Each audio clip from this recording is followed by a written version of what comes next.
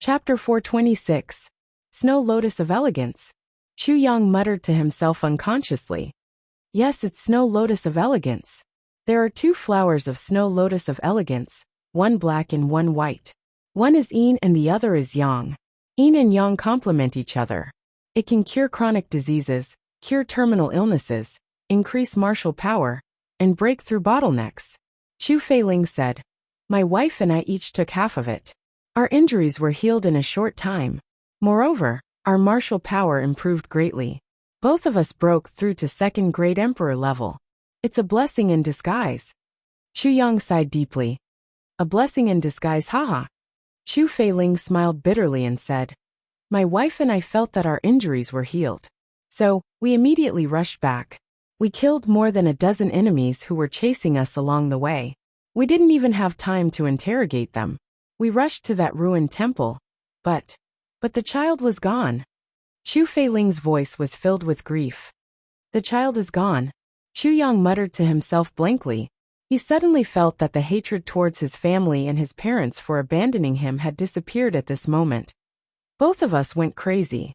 We kept looking for him. We even searched the nearby mountains. But we didn't find him.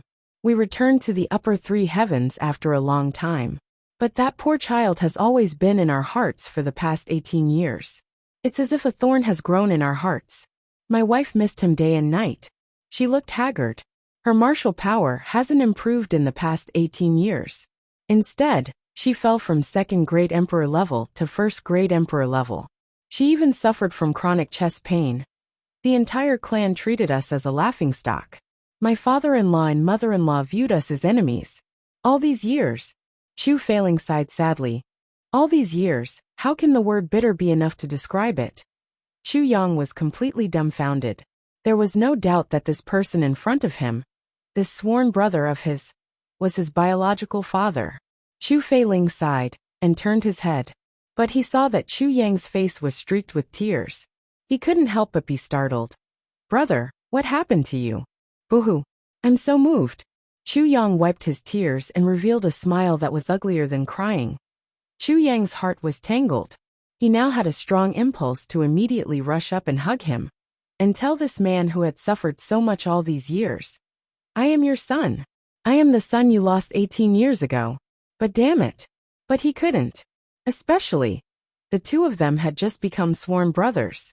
Moreover, it was half-forced by Chu Feiling. If Chu Feiling were to tell him the truth now, he would probably die of shame before he could even be surprised. Heavens! I forced myself to become sworn brothers with my own son? Who could stand such a thing? More importantly, I still have a heavy responsibility on my shoulders. I have the responsibility of being the master of Calamity Sword. I have to save Xiaowu. If I return to my ancestry now, I will continue to unify the lower three heavens.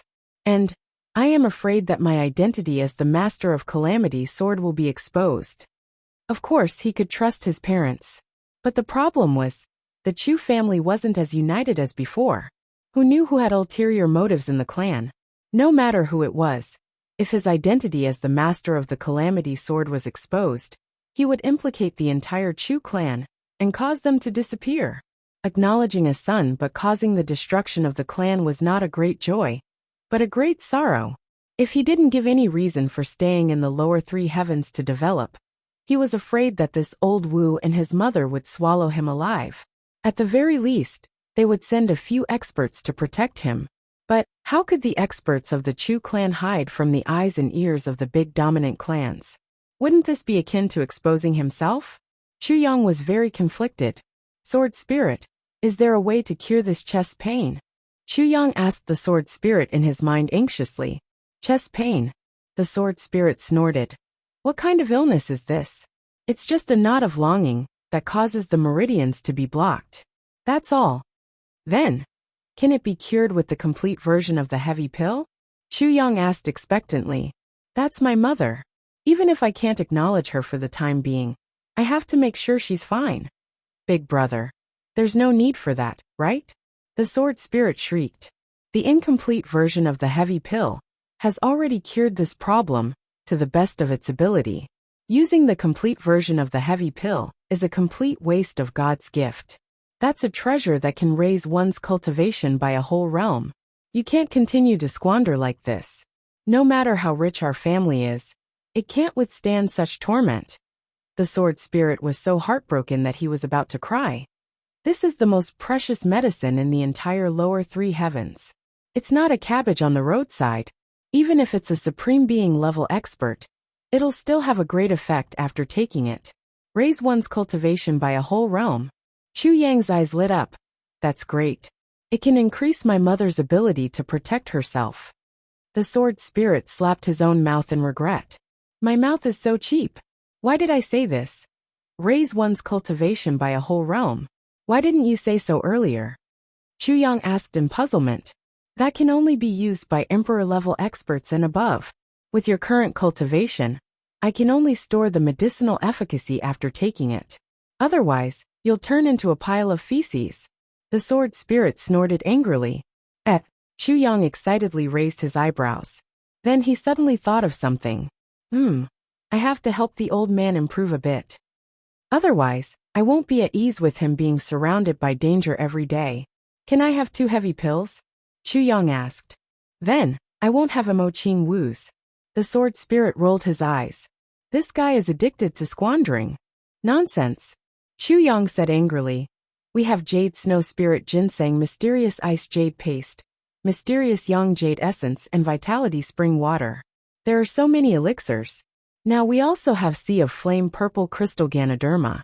So it should be easy to produce several heavy pills, right? How can it not be enough? The sword spirit was so distressed that his whole body shivered. Can I call you Lord Sword Lord? Lord Sword Lord. This is a great waste. This is an unforgivable sin. Listen to me. Let's do it. Chu Yang said in an overbearing manner. We can only produce 1 pill at most. We can only use a little bit of the Mysterious Ice Jade Paste and Mysterious Young Jade Essence. The sword spirit bargained with a firm look on his face. He didn't yield an inch. Otherwise I'd rather die. Only 1 pill at a time. Minister Chu gave in. Is there anything else? The sword spirit saw that this guy was still hesitating to speak.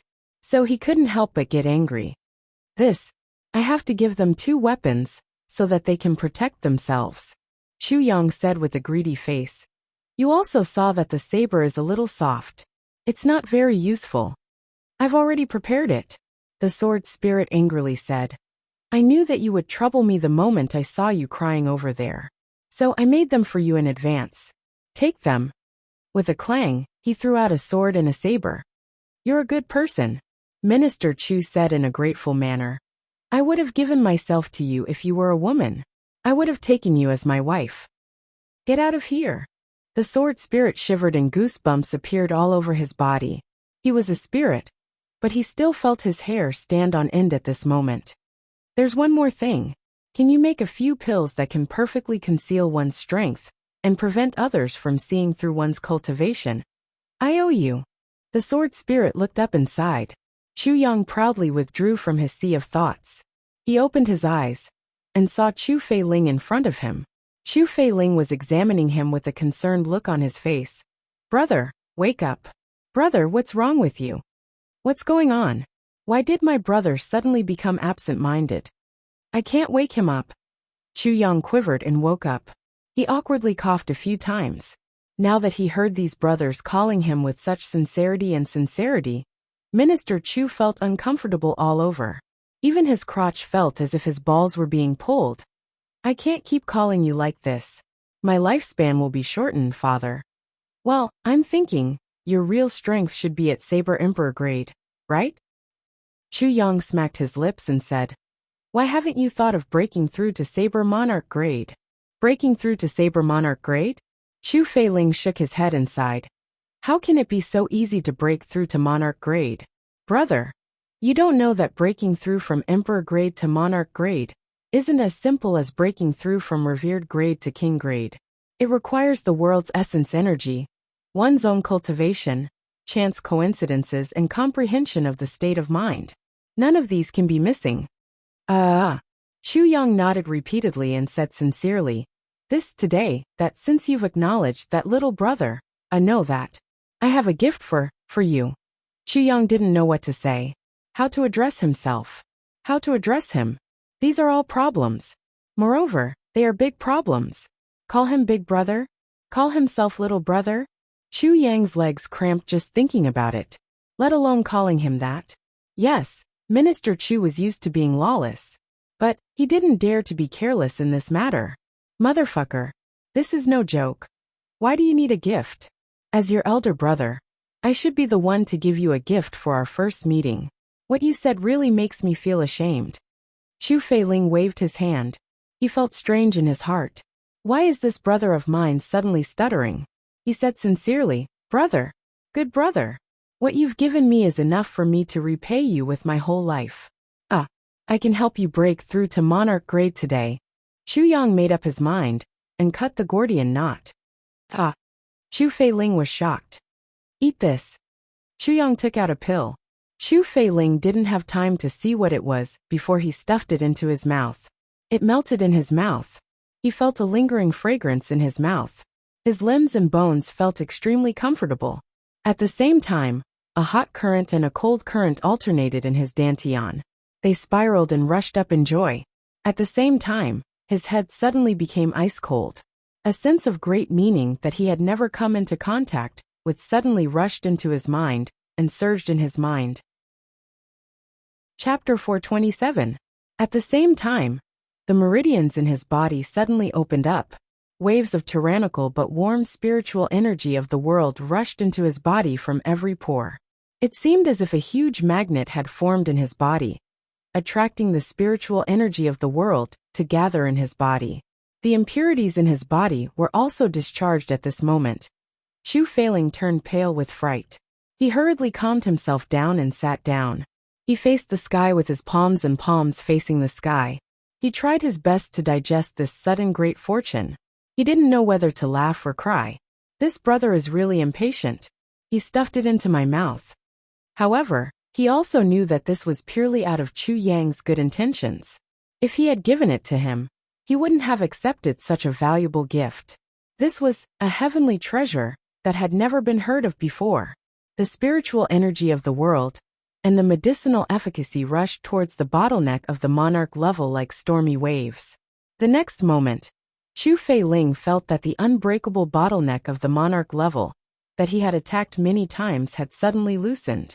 He didn't have time to be surprised when another stormy wave of energy rushed over. The bottleneck of the monarch level was suddenly opened. Then, the spirit chi in his meridians was like a tide breaking through a dam. Cheering and jumping, the spirit chi fiercely rushed out, unimpeded all the way. Breakthrough.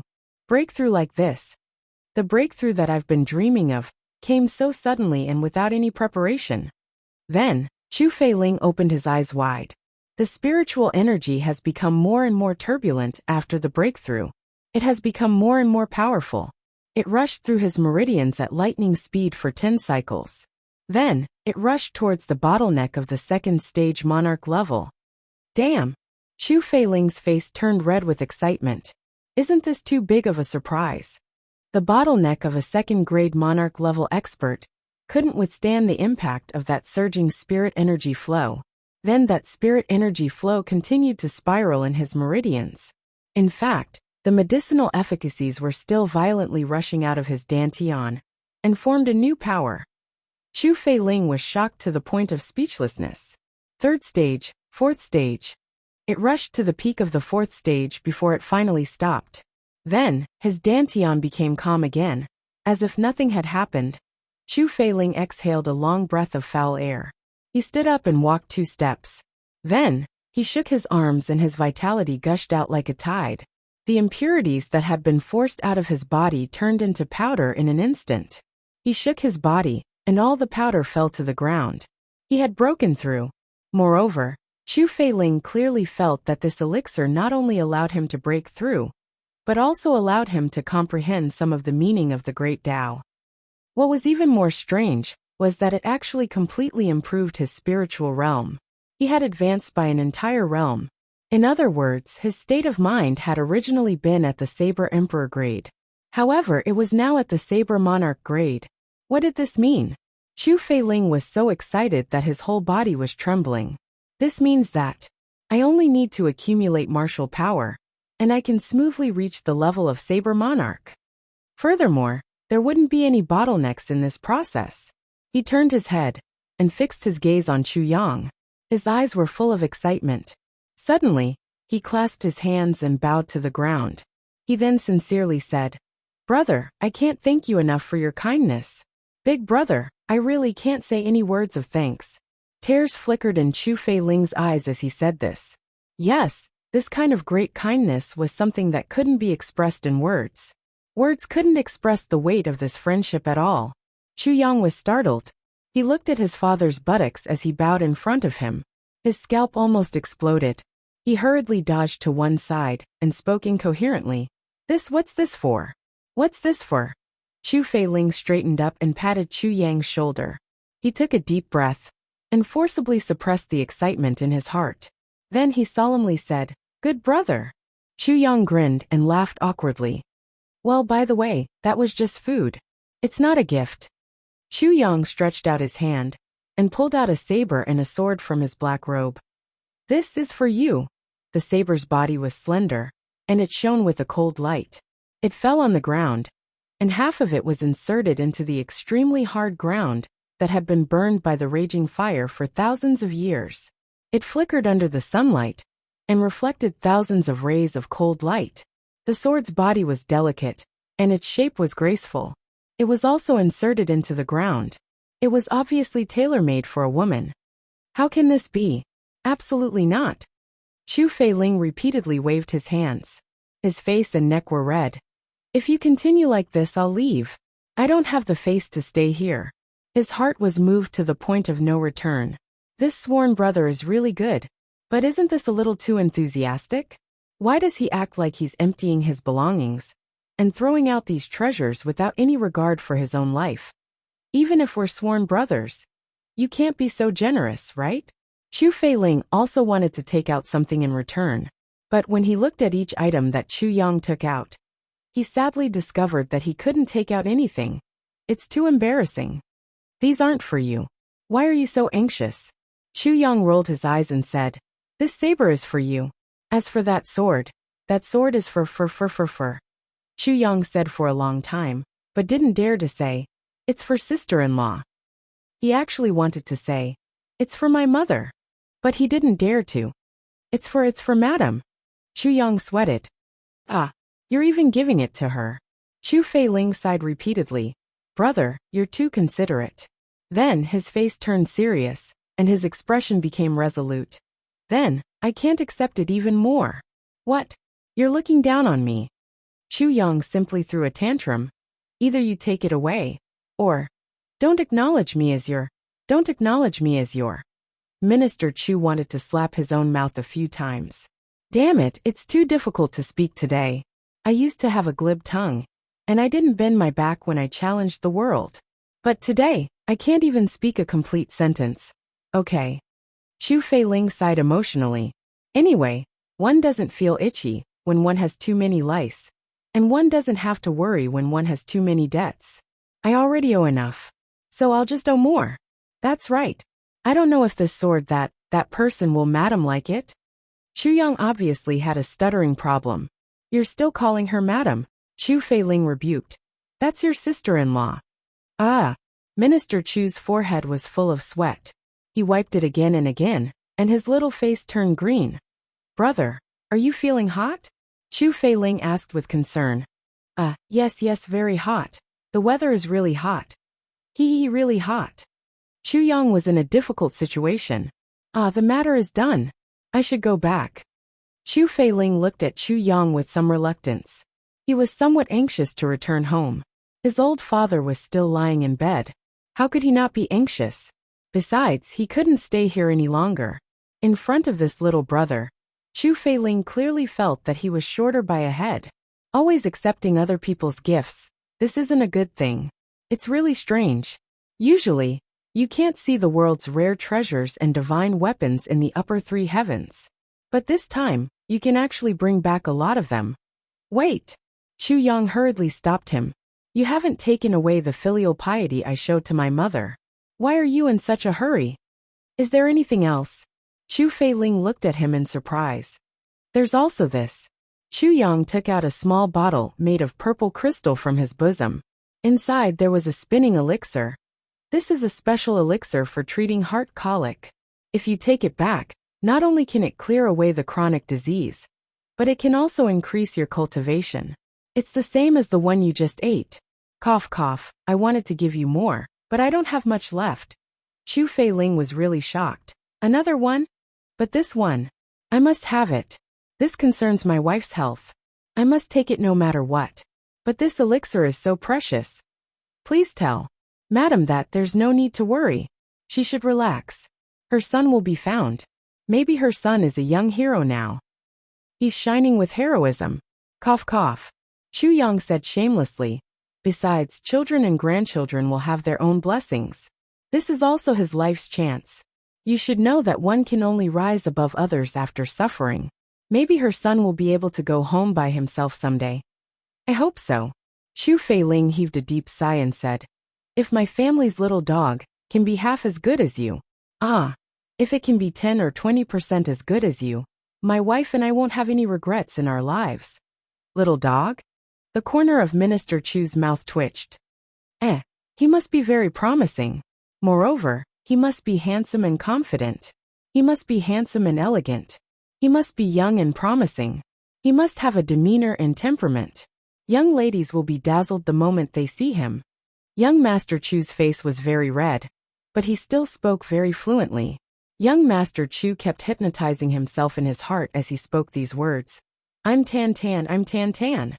Thank you for your auspicious words, brother.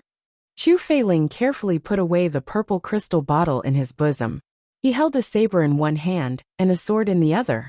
He also held the mysterious Yang Jade core and 2 incomplete heavy elixirs in his bosom. He was ready to return home from a rewarding journey. Hold on. Chu Yang remembered. You must remember to keep these things a secret. Don't leak them out. I know this. Chu Feiling cleverly smiled. Wouldn't my brother be in endless trouble if someone were to find out about this? Don't worry. Only you and I will know about this matter. That's good. That's good. Chu Yang heaved a sigh of relief. Brother, I'm going back now. Chu Feiling tightly grasped Chu Yang's hand and shook it vigorously. You must not forget your brother. You must come to the Chu clan if you go to the upper 3 heavens. That's for sure, for sure. Chu Yang nodded repeatedly. Chu Yang wanted to shake his head whenever he heard the words brother and elder. There's also this pill.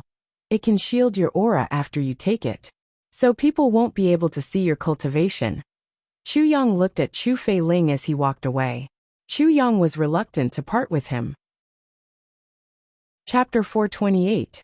Chu Yang didn't know whether to cry or laugh. He threw himself on the ground and pounded the ground with his hands. Oh my God. Oh my God. You're finally gone. I'm dying of suffocation. What is this, big brother?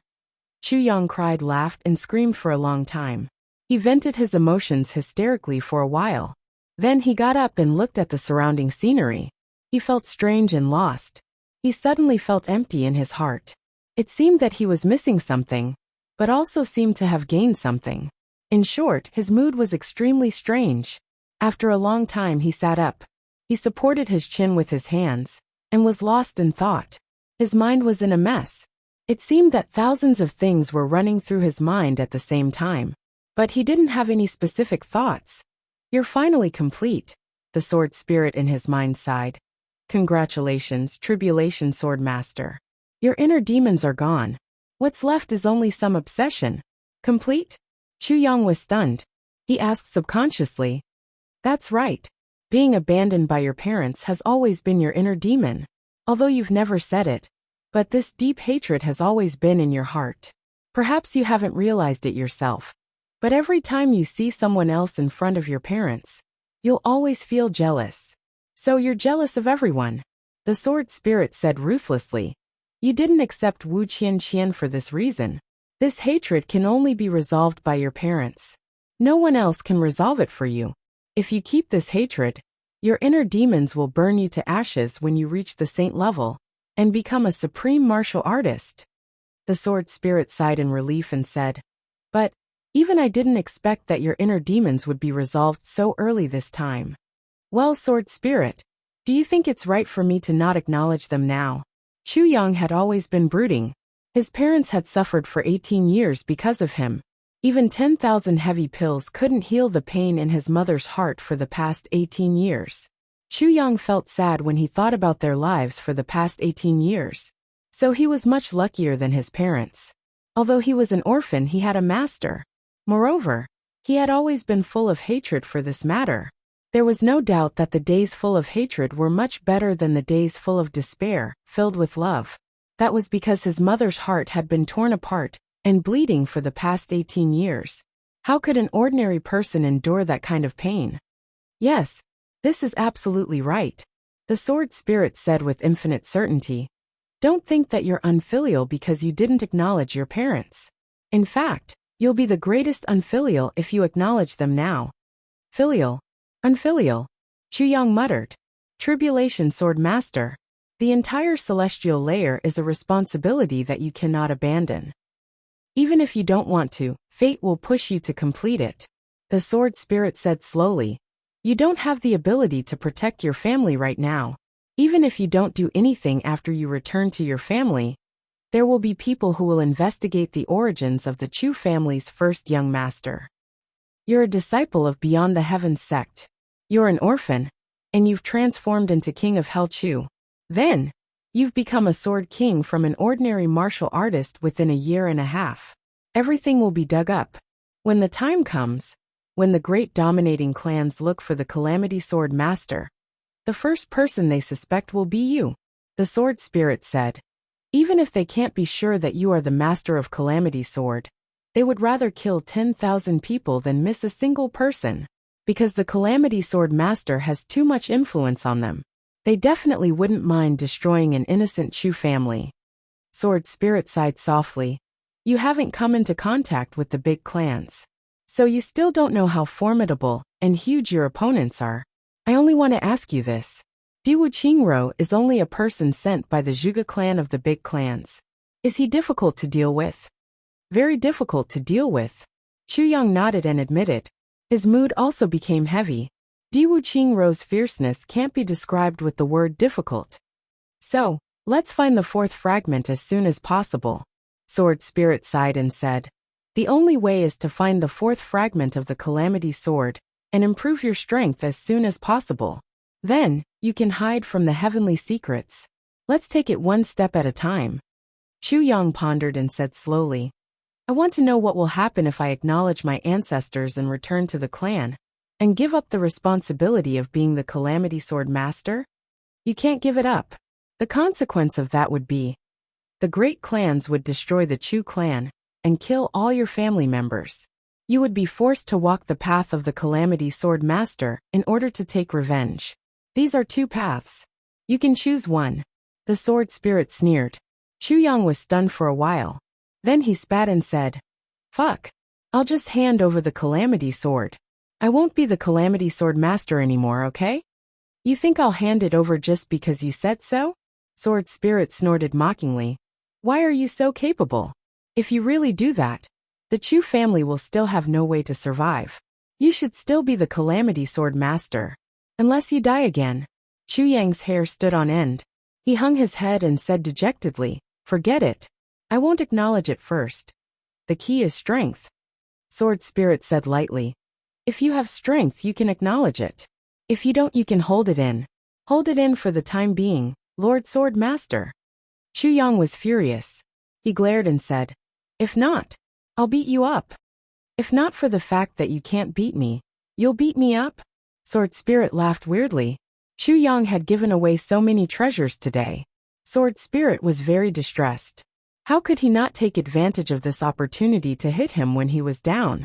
Chu Yang coldly snorted. He patted his buttocks and stood up. He suddenly felt very good for some reason. He ignored Sword Spirit and walked forward in big strides. He was as light as a feather, as if he wanted to ride the clouds. He couldn't help but sing loudly as he walked. It was the song Jianghu Road. This journey, I won't look back from mountains of knives and seas of fire. This journey, I'll die on the Jianghu Road. This journey, I'll laugh proudly at the world from now on. This journey, I'll go straight to the clouds without looking back. This journey, I'll defy the heavens from now on. This journey, I'll make fate reincarnate. This journey, I'll accompany you to dance and laugh at the world of mortals. This journey, I'll overturn the heavens. Chu Yang sang loudly all the way. He was like a gust of wind blowing across the ground. He saw a dense forest in front of him. Chu Yang sang excitedly and rushed into it. Suddenly, a broken gong-like voice cursed. "Oh whoa, dog ant.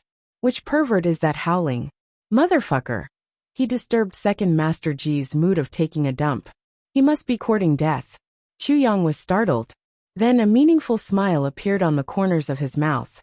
Then he suddenly flew into a rage. "Oh whoa, dog ant. Motherfucker." Second Master Ji was so depressed about snatching his wife that a punching bag was sent over. A thin guy came out of the forest with a strange cry. He was holding his pants while tying his belt. His nostrils were raised to the sky as he walked out of the forest. He stood in the middle of the road in an imposing manner. Then he dragged out a long cry. "Oh whoa, which B***tch is it?" Chu Yang snorted and slowly walked over. He put on a fake smile and said, "Oh my, isn't this Second Master Ji? Second Master Ji, you're really overbearing." "Oh well, of course. Second Master Ji has always been famous in these 3 days. Ah." GMO said disdainfully with his nose up in the air. Then he suddenly felt that something was wrong. It seemed that this voice was a little familiar. He hurriedly opened his eyes and lowered his head to look. Then, he suddenly screamed as if he had seen a ghost.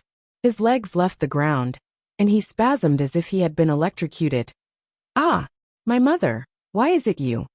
"It's me. What's wrong?" Chu Yang crossed his arms and sneered sinisterly. "Second Master Ji, are you going to blame me for disturbing your bowel movements?" Ay. Jimo's face suddenly turned bitter. It was so bitter that juice could drip out of it. Even his nose and eyes were squeezed together. Then he rolled his eyes and put on a flattering smile on his face. Then, he ran over while jolting his buttocks. He nodded and bowed. Then he said flatteringly, "Oh my, I was wondering who it was. Your singing is so beautiful and moving. It's like the heavenly music lingering in the heavens. Ah, it's rare to hear such a thing in this world. Ah, I'm really intoxicated. He shook his head and made a circle in an intoxicated manner. Then, he continued to flatter. "I was so shocked that I hurriedly came out to greet this almighty person. I really didn't expect this." GMO immediately put on an extremely shocked and admiring expression. Then he said, "I'm so shocked at this moment. So it's my big brother. My dear big brother. Oh, big brother Chu, I really admire you. I admire you so much that I prostrate myself on all fours. My admiration for you is like a torrential river." Then he put on a stern face and pretended to be unhappy. "But big brother, you're too much. You actually hid your talent to such an extent. If I didn't happen to hear it, who would be so lucky to hear such a beautiful, deep, manly and heroic singing voice again?" Then, he rubbed his hands and ran over. He was extremely enthusiastic. "Big brother. Oh, I missed you so much. Big brother, my dear big brother." Chu Yang's whole body was covered with goosebumps. He instantly shivered, and his thighs started to spasm. He couldn't help but send a flying kick over. In the blink of an eye, Second Master Ji had already turned around and stuck out his, but with a flattering look on his face. "Big brother, please calm down. Kick here. I just wiped my butt. It's very clean. Hee. Chu Yang didn't know whether to laugh or cry. He put down his foot. "Forget it, I forgive you. Motherfucker. You disgusted me to death." GMO cheered and rushed over. He hugged Chu Yang's neck and cheered. "Wahahaha. Big brother, you're finally here. And you've come at such a crucial moment. Right at the crucial moment when I'm about to snatch my wife. This is really timely. Whoa, dog ant." Chapter 429. Let go. Chu Yang angrily threw him aside and said, "What's going on?" Haha. GMO immediately let go of his hands around his neck, but immediately hugged his arm affectionately. His face was full of excitement. Obviously, he hadn't woken up from the pleasant surprise of being reunited after a long time. He giggled foolishly for a while before coming back to his senses. Boss, when did you come? I just arrived, not more than 4 or 5 days ago. Chu Yang glared at him. Chu Yang awkwardly tried to pull his arm away, but this guy was hugging him so tightly that he couldn't pull it out. GMO hugged Chu Yang's arm like this, raised his face, and led Chu Yang inside with a silly smile. Step by step, Chu Yang was full of energy. You haven't said it yet. Chu Yang struggled with all his might, and finally pulled his arm out. Motherfucker, his skin had been rubbed red. What do you mean by snatching a wife? I heard that you snatched Gao Sheng's wife. It can't be. Yes, yes, yes. GMO suddenly woke up as if from a dream, and remembered this matter. He jumped in front of Chu Yang, and raised his hands and shouted, "Awah! Dog ant! Boss, I found my own spring." Chu Yang's face darkened. He couldn't bear to look at this guy's current appearance. He looked like a monkey in heat. Found your spring? Chu Yang thought of Huyan Ao's tall and sturdy appearance, and then looked at GMO who was jumping up and down in front of him. He compared the size of the two in his mind, and couldn't help but feel dizzy. He swallowed a mouthful of saliva with difficulty. That Huyan? Miss? Yes. GMO excitedly clapped his hands, and made a loud clap sound. He was beaming with joy, and his eyes were full of longing. Boss, I remember that time you said that whenever you see a girl you love, your heart will beat faster, and you will feel that the cold wind is intoxicating, the sun is bright, the world is colorful, and the flowers are more fragrant. I am. He let out a happy sigh. Ever since I met her, I've truly understood that love still exists in this world of mortals. Love. This is such a sacred word. Ah, my love. Ah, my spring. Ah. Chu Yang couldn't bear it anymore. So, he kicked this guy's ass and sent him flying. Get lost. Don't disgust me. GMO let out a strange cry as he was sent flying. He then prostrated himself on the ground like a big horse. But he quickly got up, and ran back with a drooling face. He then complained, Big brother, you can't dispel my stubborn pursuit of love. This is inhumane. Chu Yang looked up to the sky and sighed. Even if you use violence to obstruct me, I will still persevere. For the sake of my love, I will fight to the end. Second Master Ji clenched his fists and made a solemn vow. Sigh. Chu Yang shook his head weakly. That Miss Huyen, how is she? Jimo's eyes brightened when he heard the words Miss Huyen. His saliva almost dripped out of his mouth.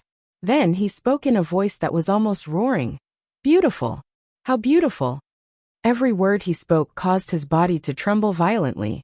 Chu Yang recalled again in his mind. Then he hung his head weakly. Where is she beautiful? Everywhere is beautiful. Everywhere is beautiful. GMO opened his eyes wide and gasped for breath.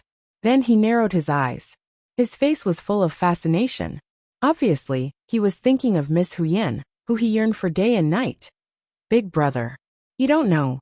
GMO narrowed his eyes and used a dreamy tone. He gestured with his hands. First, he spread his fingers and made 2 bowl-like shapes. Then he placed them on his chest. This place is so big. Then, her 2 hands slid down from her chest to her buttocks in a gentle manner. She twisted her waist like a snake, while caressing both sides of her buttocks. It's so round here. Chu Yang looked at him with disgust. He felt that this guy's actions were inconceivable. If it weren't for his strong willpower, he would have vomited a long time ago.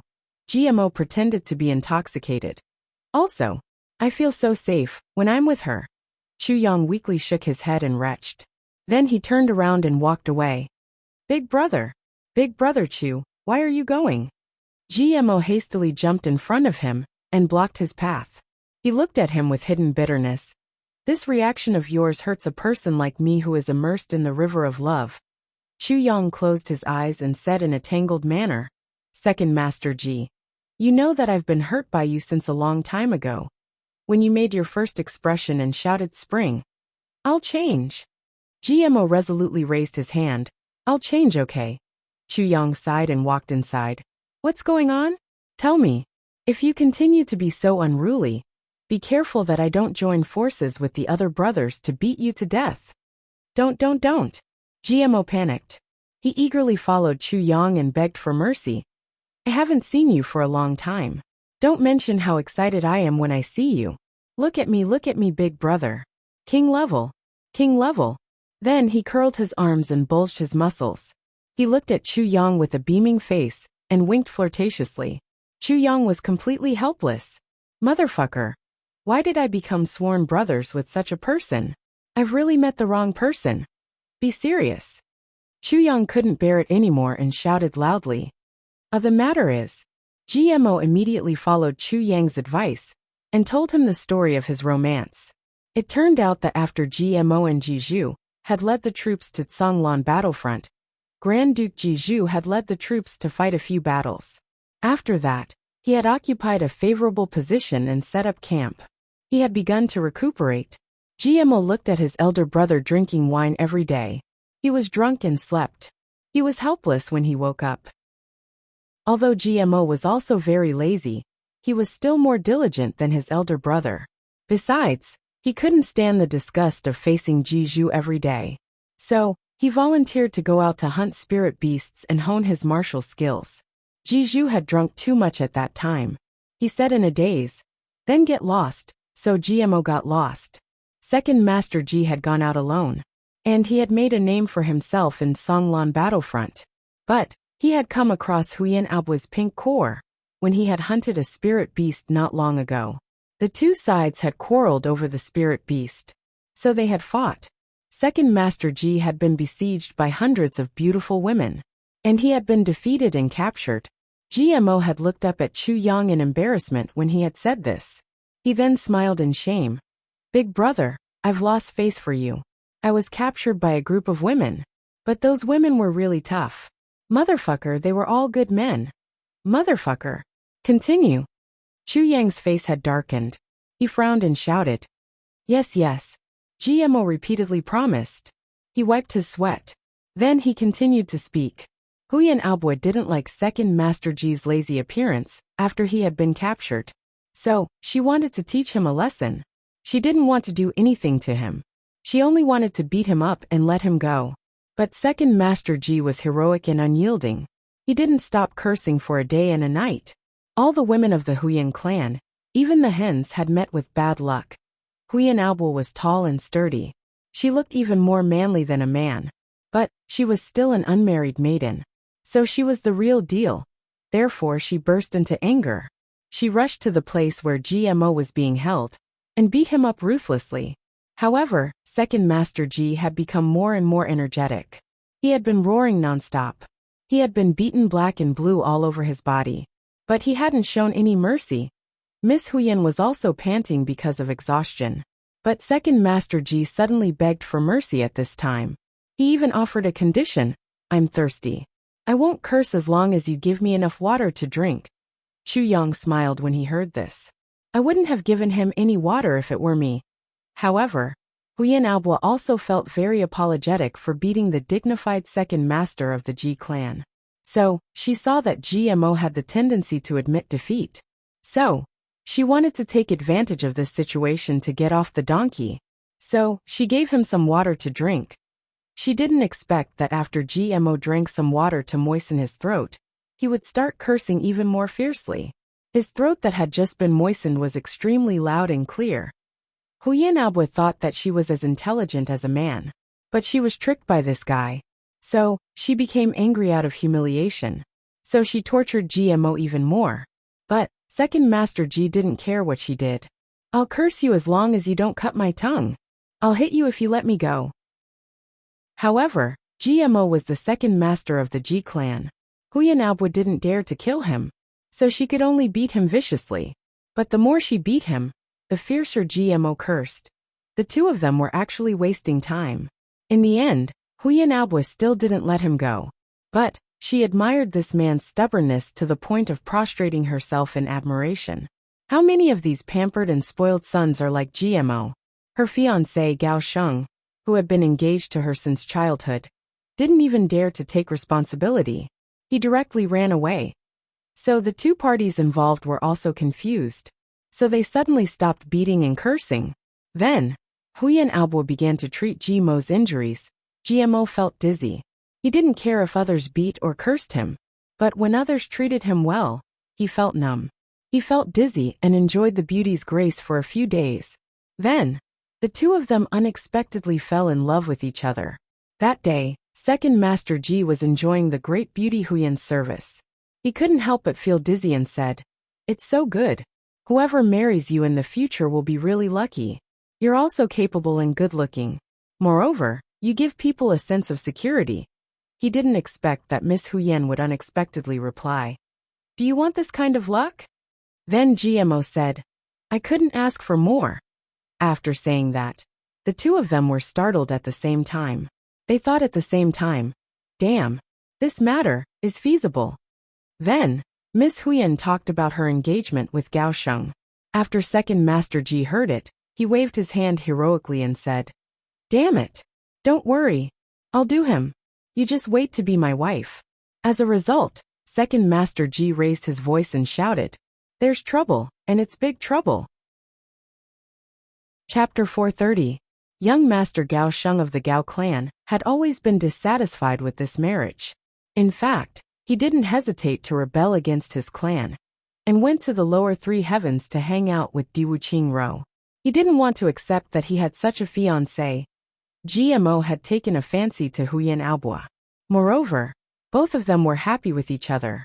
So Gao Sheng should have felt relieved from a heavy burden. At least, he should have unloaded a heavy burden. However, the fact was very wrong. It was one thing to look down on one's own fiancée. It was another thing to not want her. But it was unacceptable to have someone else snatch her away from him. Especially, this marriage involved the alliance between the Huyan clan and the Gao clan. The alliance would have ceased to exist if this marriage failed. Huyan Aobua would have followed GMO. So, the Huyan clan would have had to form an alliance with the Ji clan. Moreover, the Gao clan and the Ji clan had never seen eye to eye. So, wouldn't this create two powerful enemies? Moreover, young Master Gao couldn't afford to lose face. So the entire lower three heavens was talking about this. This is too awesome. Second Master GMO has snatched Gao Sheng's fiancée. It's Miss Aobua of the Huyan clan. What kind of fucking rumor is this? The 8 characters haven't been set yet. Moreover, she's only his fiancée. But young Master Gao's head has been covered in green grease from time to time. His clan is in danger, and his reputation is in danger. Moreover, this is a great humiliation. This is unbearable. Gao Sheng became angry. He shook his head and issued a statement. "I don't want her. But she's still my fiancée in name. What's the matter with you, GMO? How can you let go of the humiliation you've inflicted on me? You must clarify the facts in front of the heroes of the world. You must apologize to me. Moreover, your G clan must compensate me for the damage to my reputation." GMO obviously wouldn't agree. So both sides were in a deadlock. But don't forget that there were many onlookers. Most of the onlookers wished for the world to be in chaos. Therefore, booing sounds came from everywhere. Everyone fanned the flames and said that these two people were going to have a decisive battle. However, an extremely crucial person appeared at the most critical moment. This person had reversed the entire situation. He was a person who wished for the world to be in chaos. Luo Kadi. This second young Master Luo publicly stood out to support GMO. Moreover, one day, after getting drunk, he loudly shouted in a restaurant, "What? This Gao Sheng really doesn't know how to appreciate favors. GMO taking a fancy to your wife is giving you face." This bastard was still unwilling to give up. He was simply asking for a beating. If he dared to raise any more unrealistic delusions, Big Brother would be the first to stand up and slap him in the mouth. No matter what, they had to respond to GMO's decision to pursue pure love. So they did not hesitate to beat Gao Sheng until he became a pig's head. Luo Kudi's words caused the entire Jianghu to explode. Luo Kudi was the newly promoted king-level expert wolf sword. Moreover, his influence in the Luo clan had also risen along with his selection as one of the top 10 experts of the younger generation. His words proved that the Luo clan supported the Ji clan. Not only was the Gao clan furious, but even the Luo clan's people were also furious. This was clearly not the Luo clan's decision. The family hadn't even come up with a decision yet. But second young Master Luo had already chosen a side on behalf of the family. Then Meng Luogong of the Meng family stood up to support Gao Sheng. But then, Dong clan's Dong Wuxiang made a strong appearance. He waved his dark saber and made his position clear to the world. We support GMO. Li clan's Li Xiong too had always been hot-tempered. He hated evil, as if they were his personal enemies. He heard that Gao Sheng's wife had been snatched away. Moreover, the snatcher was extremely arrogant. So he became hot-headed and confronted Dong Wuxiang. Therefore, there were already large clans involved in this matter. Gu Duxing appeared at the critical moment like a dark horse. He coldly questioned the world. Who dares to snatch my brother's wife? Gao Sheng's wife was snatched away, because he was a good-for-nothing. Why do you want to get involved? The three heavens boiled over. Gu Duxing was the representative of the younger generation. So his old rival Tu Qian, how naturally joined the Li clan and Gao clan's camp, without any hesitation. He threw out a sentence with a clear stance. I will deal with Gu Duxing. The three heavens thoroughly boiled over. The 8 great clans had agreed that the two sides would decide the ownership of the beauty on Mt. Dingjun, of the Zhonglan battlefront on a certain day. The 8 great clans would each send out 2 people to fight with the other side. The last battle would be GMO against Gao Sheng. This was originally a drama of 2 aristocratic clans fighting for affection. But it unexpectedly swept over the entire 3 heavens, because Duke Ao Xie Yun, Duke Xie Dan Xiong, Duke O Du Xiao, Duke Missouri Tian, and Duke Yun weren't willing to stay silent. So they all joined in. Anyway, there was nothing to do in the 3 heavens. The 3 stars divine clan had also retreated for the time being. So, how could these men be willing to stay silent, if they didn't stir up some trouble? However, these 4 men had remained silent. Moreover, they had joined forces to set up a big gambling house. They were betting on who would win between GMO and Gao Sheng. They could place a bet as long as they were interested. It didn't matter how big the bet was. The subordinates of the Dark Bamboo also took advantage of this opportunity to set up an underground betting house. Duke Yu oversaw the heroes of the world with disdain. As a result, the 3 days were in an uproar. There was still half a month left until the day of the war. The heroes of the world would converge on Mt. Dingjun at that time. It would be incomparably lively. Moreover, the Black Devil clan, a clan of assassins, had also begun to move out. Many assassination targets would appear here. After all, they were all money. GMO and his brother had already begun to set out for that place. They had arrived near the Raging Fire Mountain Range on the 2nd day of their journey. Duke GMO had a sudden urge to go to the toilet. So he found a village and went inside to relieve himself. But he bumped into Chu Yang when he came out. GMO's narration of the matter had come to an end. Chu Yang's entire body twitched as he listened. His stomach cramped. Is this even possible? You guys agreed to meet there? Chu Yang's heart warmed up. He hadn't expected that his brothers would participate in this farce. Everyone is heading towards Mt. Dingjun. We've agreed to meet at the foot of Mt. Dingjun. However, we'll surely bump into a few people along the way. They'll either be friends or enemies. GMO laughed in a carefree manner. Well, is there any news about Rui Butong? Chu Yang asked. I heard that a spirit beast has appeared in the ice and snow wilderness in the far north. Many 3 heavens king level and emperor level experts have already lost their lives to this spirit beast. The 3 stars divine clan has temporarily retreated. So, this spirit beast has become the biggest threat. Stealing God, thieving ghost, and the others have already rushed there. Many other people are also rushing there. We've gathered our forces this time because of this reason. So we'll all go there together after this matter is over. GMO's eyes were somewhat fascinated. Big brother, it's a spirit beast. It'll be very cool if we can catch it and use it as a special guest. Yes, it'll be very cool. It'll turn around and swallow you whole. Chu Yang nodded. However, he was thinking about the 12 influential figures of his previous life. Black Devil, Dark Bamboo, Lone Guest, Poison Spirit, Tianji, Li Xiong Tu, Black Saber, Qianhao Xiegong, Meng Luo, Viburnum Flower, Tian Buru. Now there were 12 of them. Moreover, they were also involved in this matter. Only 3 mysterious figures had been assassinated. Young Black Devil, the representative of Black Devil, Jun Shizhu, the leader of Dark Bamboo, and Tian Buru. It's really a grand occasion. The two men chatted as they caught up with the Ji clan's team. Then, Chu Yang discovered that there was a carriage in the Ji clan's team. It was being pulled by 8 fine horses, and was moving forward steadily. My elder brother is inside, cough cough. My elder brother doesn't want to walk. GMO introduced the carriage in a somewhat embarrassed manner. At this moment, a lazy voice came out of the carriage. Second Master Ji. You've come back from taking a dump? Elder brother, we have a distinguished guest. Jimo's face darkened. A rustling sound came out of the carriage. Then, the curtain of the carriage was lifted. GMO vigorously jumped to the side at lightning speed. However, Chu Yang didn't know that. He was still waiting for GMO to introduce him. But the carriage's curtain was lifted, and a strong smell of feet suddenly blew over. Chu Yang choked, and his stomach started to churn. In fact, he almost vomited. His facial features became distorted. GMO laughed on one side. He took pleasure in Chu Yang's misfortune.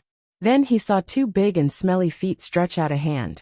Then, Grand Duke Jiju appeared outside the carriage. His hair looked like a chicken's nest.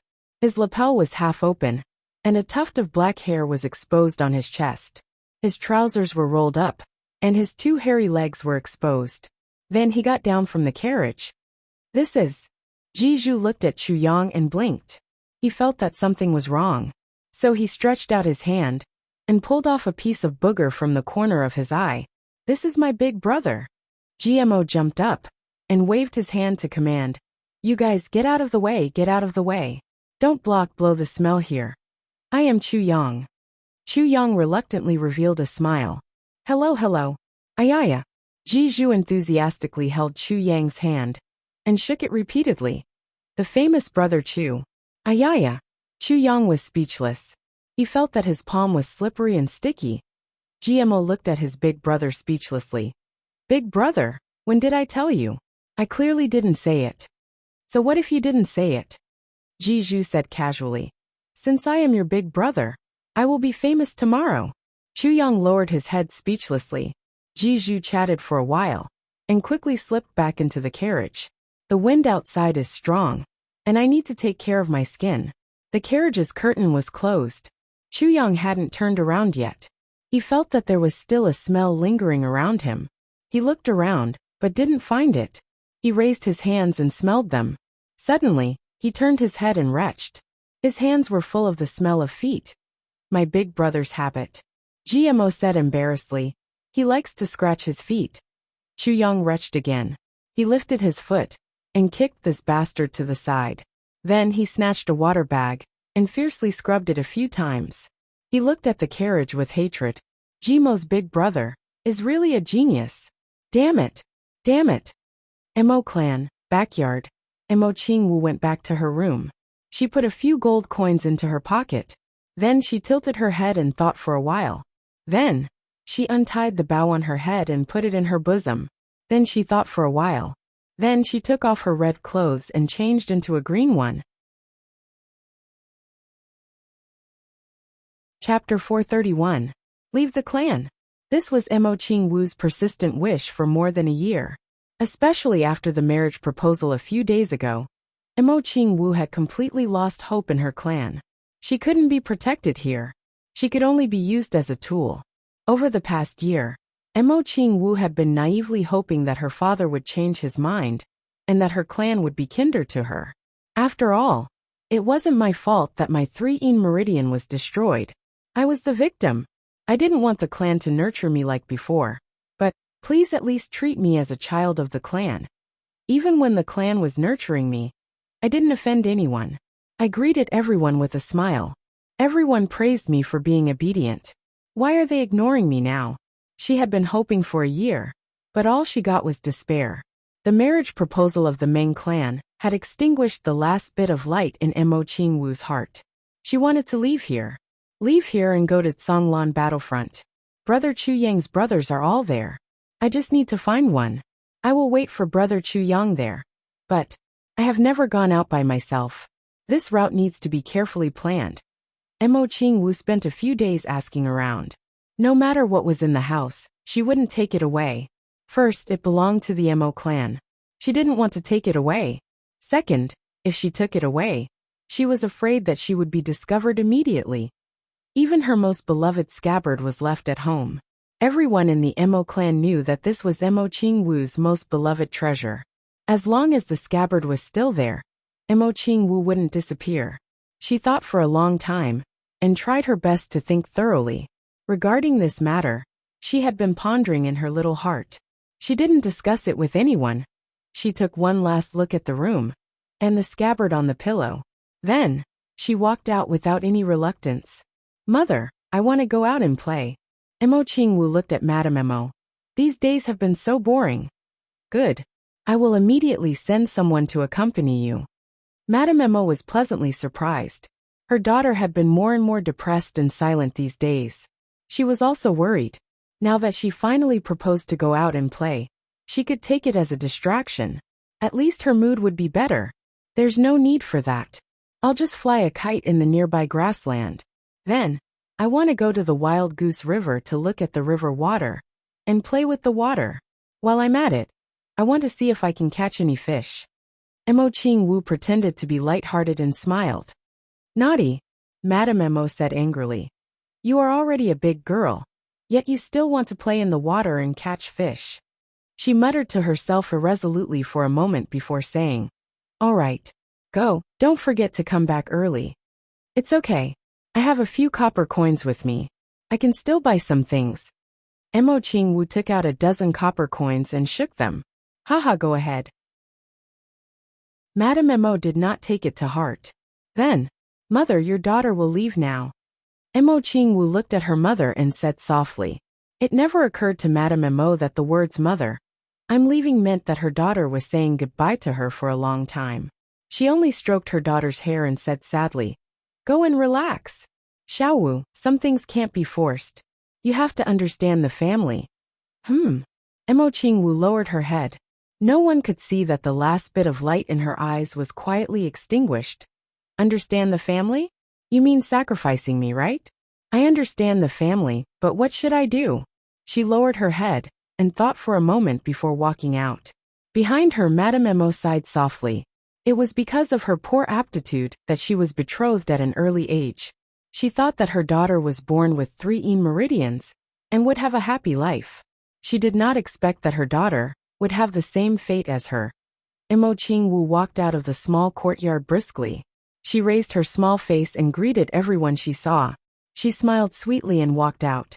She walked out of the Emo clan's gate. When she walked out of the gate, she even hugged the 2 stone lions at the gate for a while. She jumped on the lion's head and tiptoed to look at the house. The guards at the gate smiled faintly. Miss is already 11 years old and tall, but she is still so naughty. Let's go. Emo Qingwu waved her hand. Under the guard's smile, she turned her head and ran away briskly. The moment she turned her head, Emo Qingwu's eyes were a little red. She bit her lips hard, trying her best not to cry. Then, she raised her head and looked at the morning sun that had just risen. The sunlight shone on her hair, turning it into a light golden color. She walked briskly all the way to the grassland behind the Emo clan's residence. Emo Qingwu held her chin and looked at a few 8-year-old children playing on the grassland for a while. Then she walked all the way to the east and walked to the Wild Goose River. She leaned on the river and looked at something for a while. No one saw that she had smeared something on her face at this moment. Her originally elegant and cute little face suddenly turned black. She saw a small boat coming from afar. There were a few people standing at the bow of the boat, looking at the scenery on both sides of the river with their hands behind their backs. Emo Qingwu then jumped down and jumped onto the riverbed. She first looked at the people on the boat and felt a little relieved. Then she waved her hand vigorously. The boat stopped and an old man walked out. He had a square face and big ears. His hair and beard were all white. He looked at her with amazement. Little girl, I want to go home.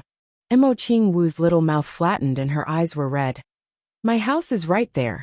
Just follow the river. Grandpa, can you give me a ride?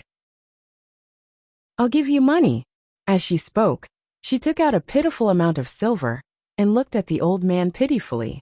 Emo Qingwu knew that one shouldn't show off one's wealth. Poor little girl. Did you get separated from your family? The old man sighed sympathetically. Come on up, a little girl like you doesn't need silver. Thank you, Grandpa. Mo Qingwu obediently bowed and briskly boarded the boat. She hid her small body in the cabin. My home is in Liuhe town, which is 200 or more than 100 kilometers below us. Mo Qingwu blinked her eyes and innocently said, Daddy was doing business, so I followed him out to play. However, I followed a monkey and couldn't find Daddy in the end. Liuhe town. The old man was obviously a very kind old man. Yes, this was also the reason why Mo Qingwu dared to board the boat. Next time, don't run around. There are so many bad people. Poor little girl. The old man sighed and patted Mo Qingwu's head. Give the little girl some food. Are you hungry? Yes. She nodded timidly. The old man was just an ordinary businessman and didn't take this matter seriously. Every time before Mo Qingwu ate or drank, her little hand would intentionally or unintentionally reach into the bowl. On her finger, there was a thin and ordinary-looking ring, the poison testing ring. Although she was young, she was extremely careful. If she fell into someone else's trap, she would never see brother Chu Yang again. Mo Qingwu secretly looked at the Mo clan's planes, which were getting farther and farther away from her cabin. Her eyes were fixed and she bit her lips. Home used to be the place she was most attached to. But now she had to leave. Mo Qingwu would no longer exist in the Mo clan. Mother, take care. When they arrived at Liuhe town, Mo Qingwu politely bid farewell to the old man and went ashore. She disappeared into a willow forest with a wave of her hand. The old man watched her go with a reluctant look on his face. In this short period of time together, he was already full of love for this well-behaved little girl. Sir, this young lady has been very vigilant this whole journey. The guard walked behind him and reminded him, don't worry about it. A little girl is outside, so it's normal to be vigilant. The old man stroked his beard disapprovingly and said with a smile, if only this old man had such a granddaughter. He let out a long sigh as he spoke. Mo Qingwu found the market in Liuhe town and bought a set of gray men's clothing. Then, she changed out of her clothes, put on a hat, and dyed her face a bronze color. Her thin and weak body, that had not yet started to develop, instantly turned into a thin and ordinary-looking man. Then, she asked around and found a mule and horse company. She spent 10 taels of silver to hire a carriage. She ate and lived in the carriage and headed east. 3 days later, Mo Qingwu got down from the carriage and bought a horse to pull the carriage with a piece of gold. She mounted the horse and galloped away. Her small figure slowly disappeared into the horizon. At this moment, she was already more than 1,000 miles away from the Mo clan. She was very careful along the way. She had thought about everything hundreds and thousands of times in her heart. Unexpectedly, she was scared but not in danger. However, from now on, she had to travel thousands of miles to the Zhonglan battlefront. She was at a loss on this long journey. She did not know where her future lay. She also did not know how many dangers a child like her would encounter on this journey.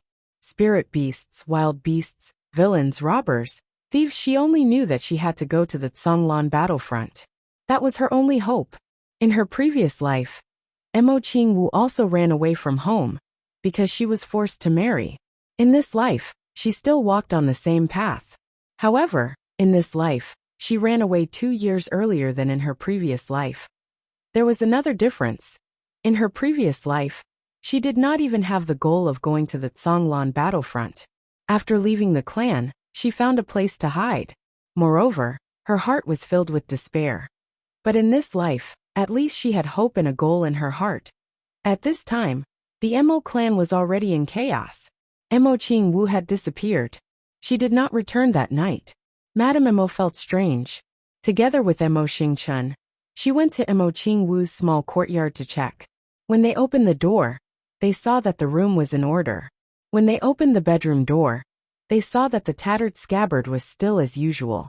It was hidden under the pillow like a treasure, half of it exposed. The two of them were relieved. After all, the surrounding hundreds of miles was the Mo clan's territory. Nothing would happen to Mo Qingwu, but not returning for a night. Something was not right. The next day, they went out to inquire and slowly found the riverside. Finally, they confirmed that Mo Qingwu had run away from home. Mo Xingchen was furious. Chapter 432. What are you waiting for? Mo Xingchen roared, and the entire Mo clan began to move. Generally speaking, where could an 11-year-old girl run to? Even if he ran for more than 10 miles, it wouldn't be that bad, right? Even if he was from an aristocratic family, running a few hundred miles, at the age of 11, he should be considered very awesome, right? Therefore, the people of the Mo clan were very relaxed in the beginning. They didn't take it to heart. But everyone's faces darkened after 3 days of continuous searching. The entire Mo clan's territory had been thoroughly searched. But Mo Qingwu was nowhere to be found. Mo Xingchen roared furiously. Great Elder Mo Wuxian was expressionless as he watched Mo Xingchen reprimand his subordinates. After a long while, Mo Xingchen waved his hand and ordered everyone to scram. Xiao Wu might have decided to leave the family. Mo Wuxian faintly said. So, I'm afraid that he's already out of the Mo clan's territory. How so? Mo Xingchen widened his eyes. She's just a little girl. Wouldn't it be better for her to stay in the clan? She ran out so heartlessly. What an unfilial daughter. All these years, when has our Mo clan ever treated her unfairly? I'm so pissed off. Mo Wuxian's eyes flashed as he said, since ancient times, girls have always been extroverted. This has never changed. Xiao Wu Shi. Haha, Xingchen, don't tell anyone about this. Keep it a secret. Dispatch people to secretly search for them. We can't break the cooperation with the Ming clan. The marriage contract was maintained. This is the most important thing. Yes.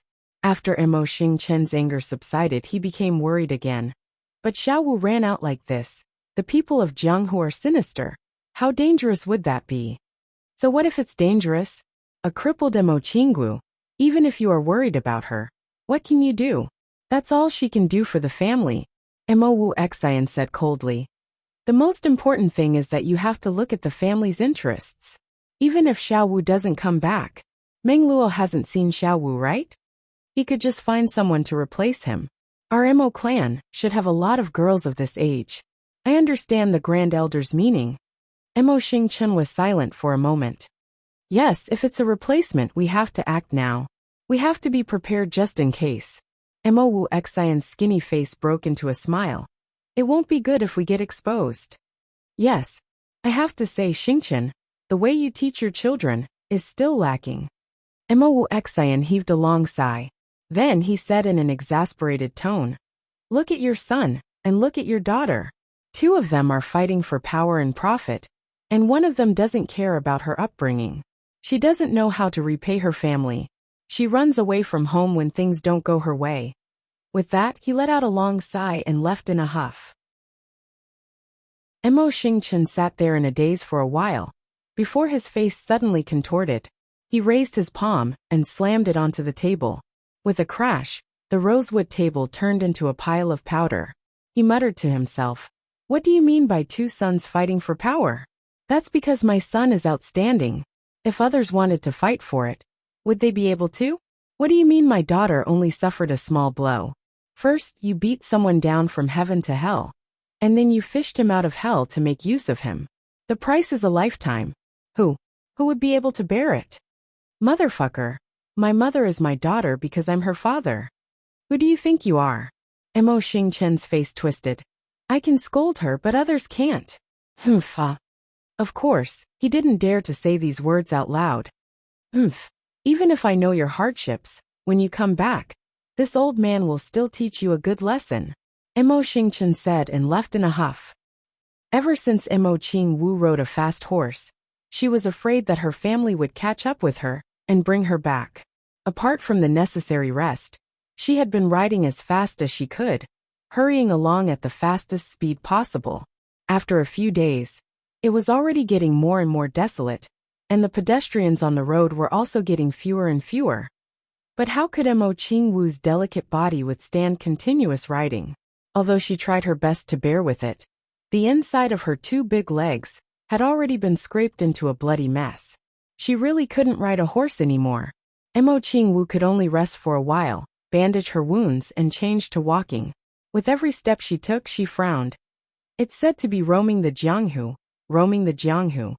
Roaming the Jianghu is also very tiring. Mo Qingwu wiped the sweat on her forehead, pouted her little mouth and said, "They talk about the martial world every day like it's a painting, saying that there's iron blood and gentleness. Who knew that it's not the case at all? I won't believe their words anymore." She wrinkled her nose.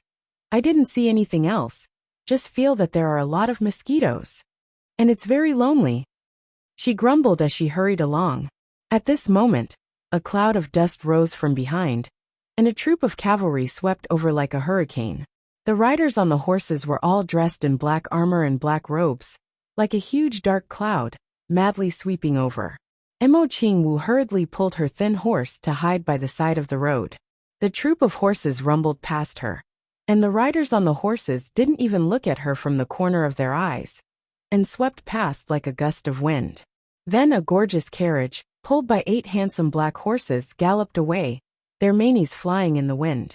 But just as it passed by Mo Qingwu, suddenly someone in the carriage made a huss sound. Then, an order was given, and the galloping troop of cavalry in front actually stopped in an instant, and immediately turned their horses around, galloping back. In just a moment, they had already returned to their original spot, and Mo Qingwu and her horse were tightly surrounded. "You, what are you doing?" Mo Qingwu looked at them in panic. Creak, creak, creak. The carriage galloped back, and stopped in front of her.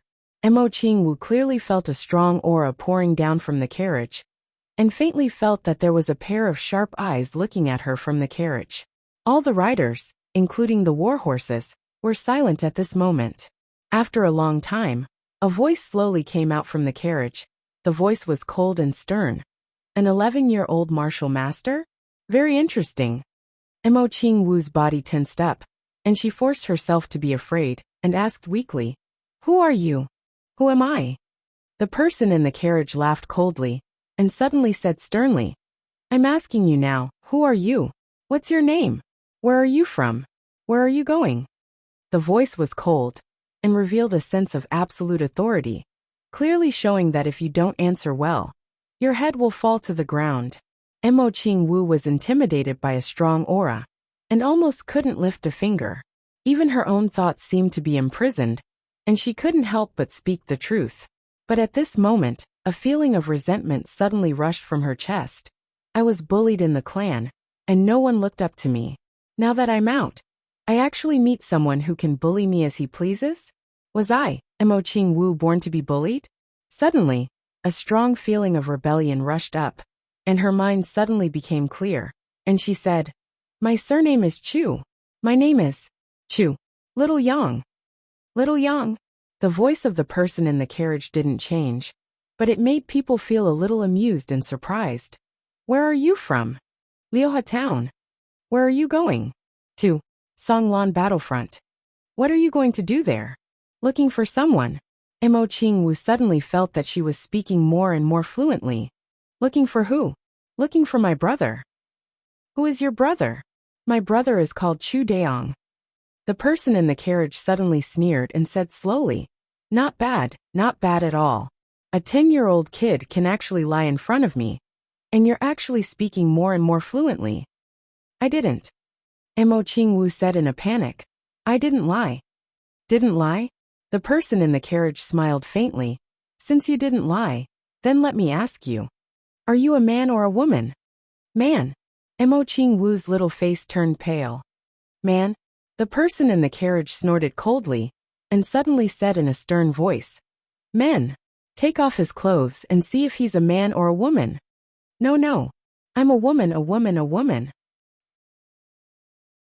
Mo Qingwu suddenly grabbed her lapel nervously, squatted on the ground, and shouted loudly. The person in the carriage seemed to laugh, and then said coldly, "You didn't lie, did you?" Mo Qingwu's lips trembled, and she lowered her head. "You're also not called Chu Deong. You shouldn't be from Liuhe Town, and you shouldn't be looking for Chu Deong." The person in the carriage said indifferently, "However, you're right to go to Songlan Battlefront to look for someone." Mo Qingwu only felt all the hair on her body stand on end.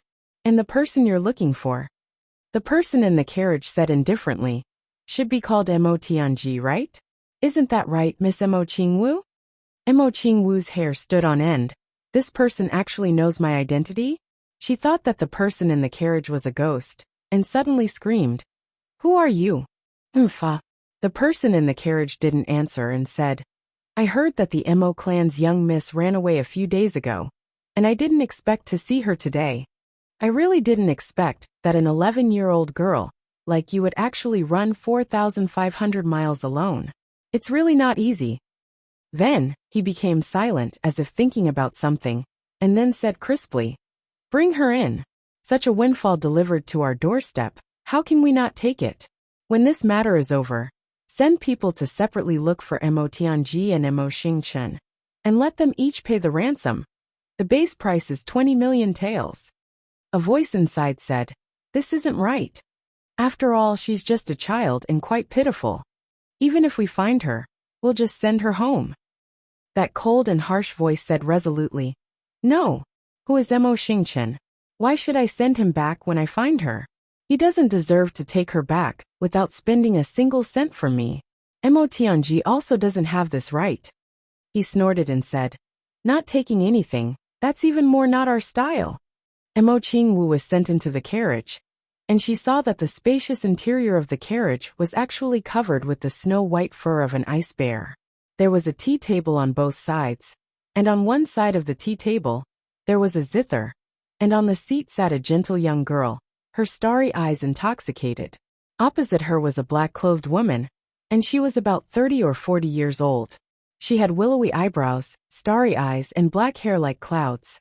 If she were younger by a few years, she would have been called a stunning beauty of this generation. However, her face was ice-cold, and her eyes were as sharp as a knife. She didn't even need to move, but her imposing aura was as heavy as a mountain, and oppressed people until they couldn't breathe.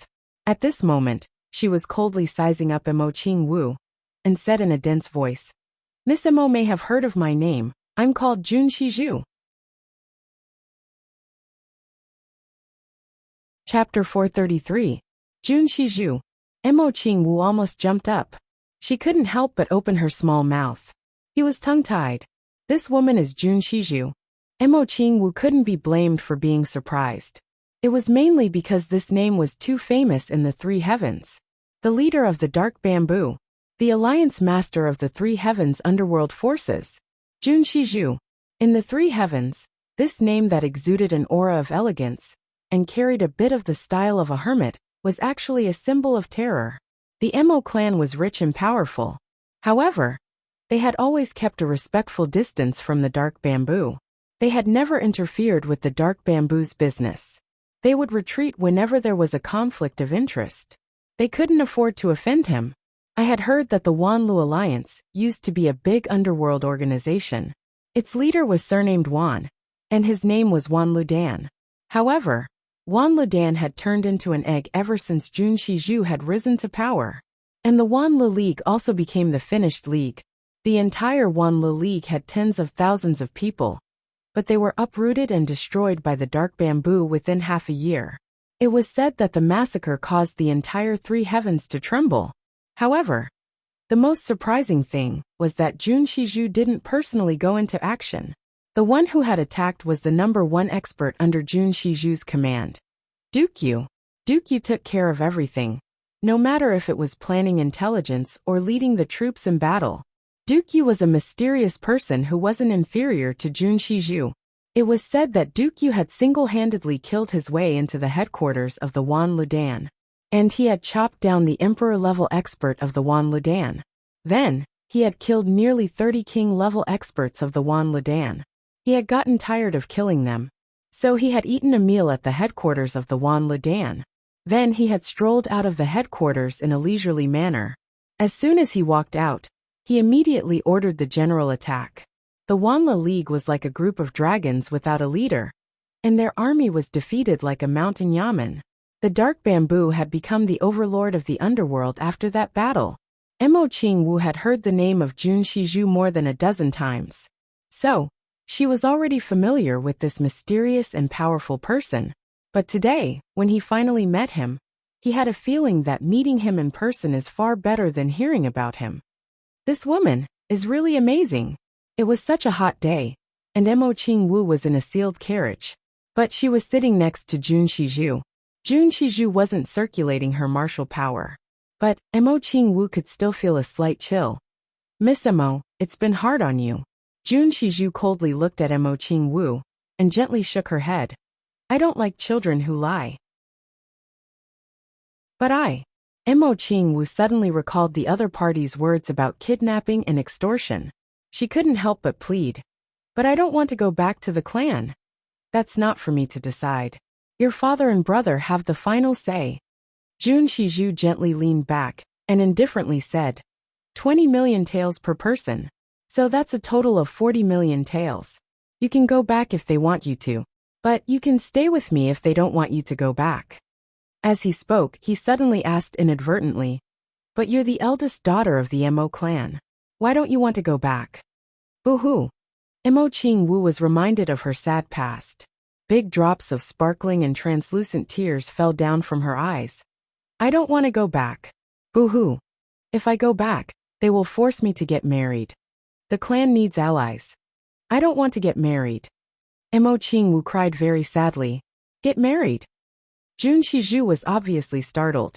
Jun Lulu also opened her eyes wide in astonishment. Get married. Jun Shizhu looked at the little girl in front of her. Her body hadn't even begun to develop yet. She's so young. The clan wants her to get married in order to rope in allies. Jun Lulu's beautiful eyes couldn't help but reveal a trace of sympathy. She extended her hand, held Mo Qingwu in her bosom, and comforted her. Don't cry, don't cry. Jun Shizhu's complexion turned from white to blue. A trace of pain appeared in her eyes. It seemed as if she had touched upon some painful memory. Her face turned ashen. She suddenly slapped the tea table in front of her with a bang, and angrily cursed. Fuck Mo Xingchen. He's forcing his 11-year-old daughter to get married. He doesn't have the least bit of humanity. Mo clan. A bunch of bastards. With a bang, a palm-shaped hole immediately appeared on the white crystal tea table. This palm shape went straight down, and a palm-shaped hole appeared on the floor of the carriage. Looking down from the hole, one could see that the ground was rapidly receding along with the carriage's advance. Jun Lulu didn't know whether to laugh or cry. She rolled her eyes. My elder sister is good at everything, but she curses people whenever her temper flares up.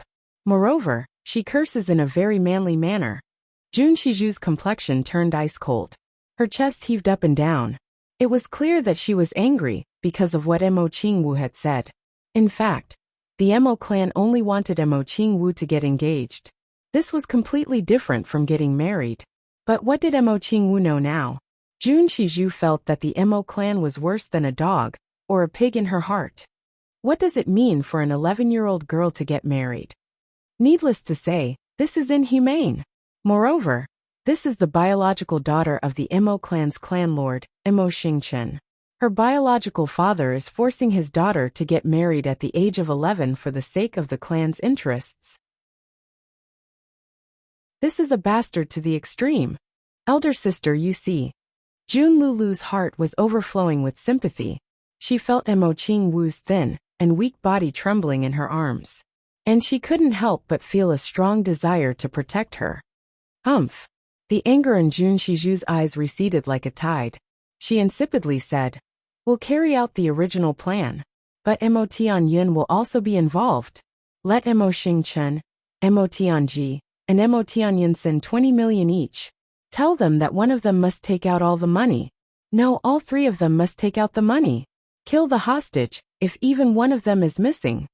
Ah. Jun Lulu was gobsmacked. Wash her face. Let me take a look. Jun Shizhu's eyes narrowed. What's a good little girl like this for? A trace of amazement flashed through Jun Shizhu's eyes when Mo Qingwu came back after washing her face. She's really a beauty. Hee. She suddenly looked at Mo Qingwu's eyebrows as she said this.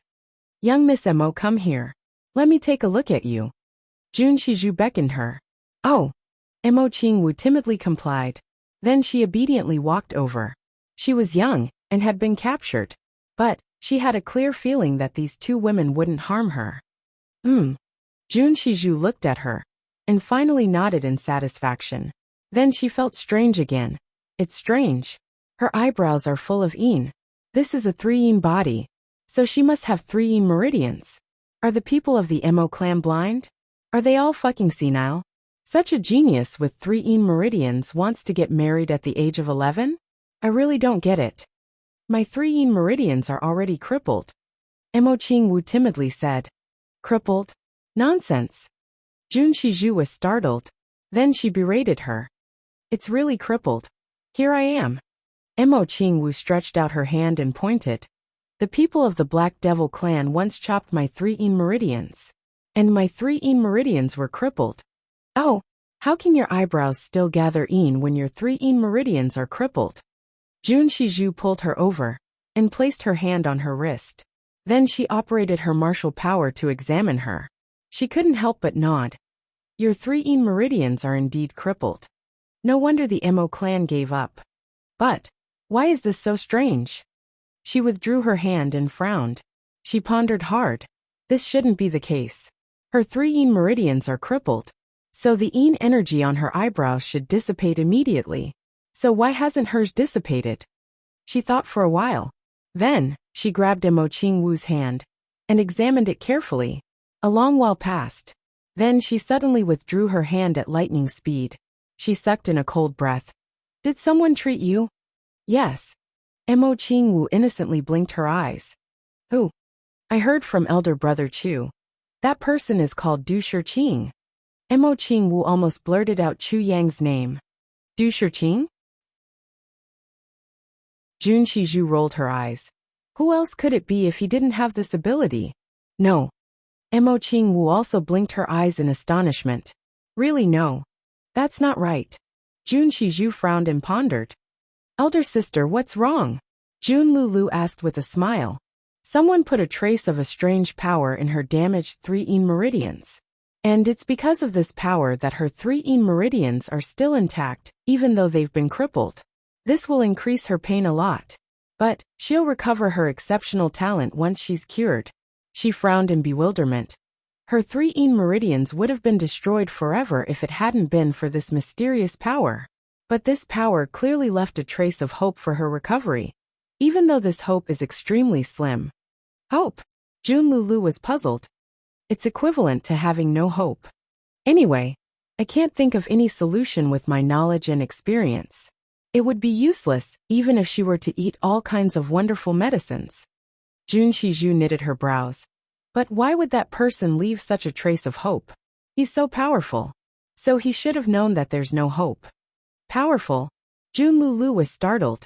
This was the first time that she had heard her elder sister say these words. Jun Shizhu would rather break than bend. She had never admitted that there were any powerful people in the 3 heavens. However, she had willingly said these words this time. Powerful? Yes, powerful. Jun Shizhu solemnly said. The person who left her this trace of hope has used the power of his spirit. This is different from the world's vitality. Moreover, the degree of strength of this spirit. Jun Shizhu took a deep breath and said, I'll be far inferior to him even if I practice for 1,000 years. I'll be far inferior to him even if I practice for 1,000 years. Jun Lulu was completely shocked. She knew what level her elder sister was at now. But even her elder sister had said, I'll be far inferior to him even if I practice for 1,000 years.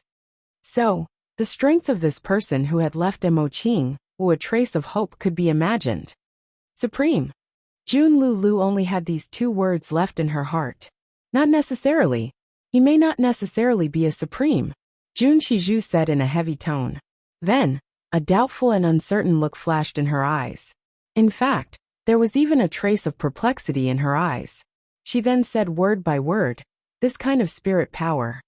I'm afraid even a supreme can't do it. PFFF. Cough cough cough cough. Jun Lulu was nervously drinking a mouthful of water. But she suddenly choked when she heard these words. And she coughed violently. Even a supreme can't do it. These words are unimaginable. Chapter 434. Little girl, you're not deceiving me, right? Jun Shizhu narrowed her eyes and looked at Mo Qingwu. At this moment, he suddenly felt a sense of dread towards this pitiful little girl. This little girl isn't simple. How important is the power of the spirit?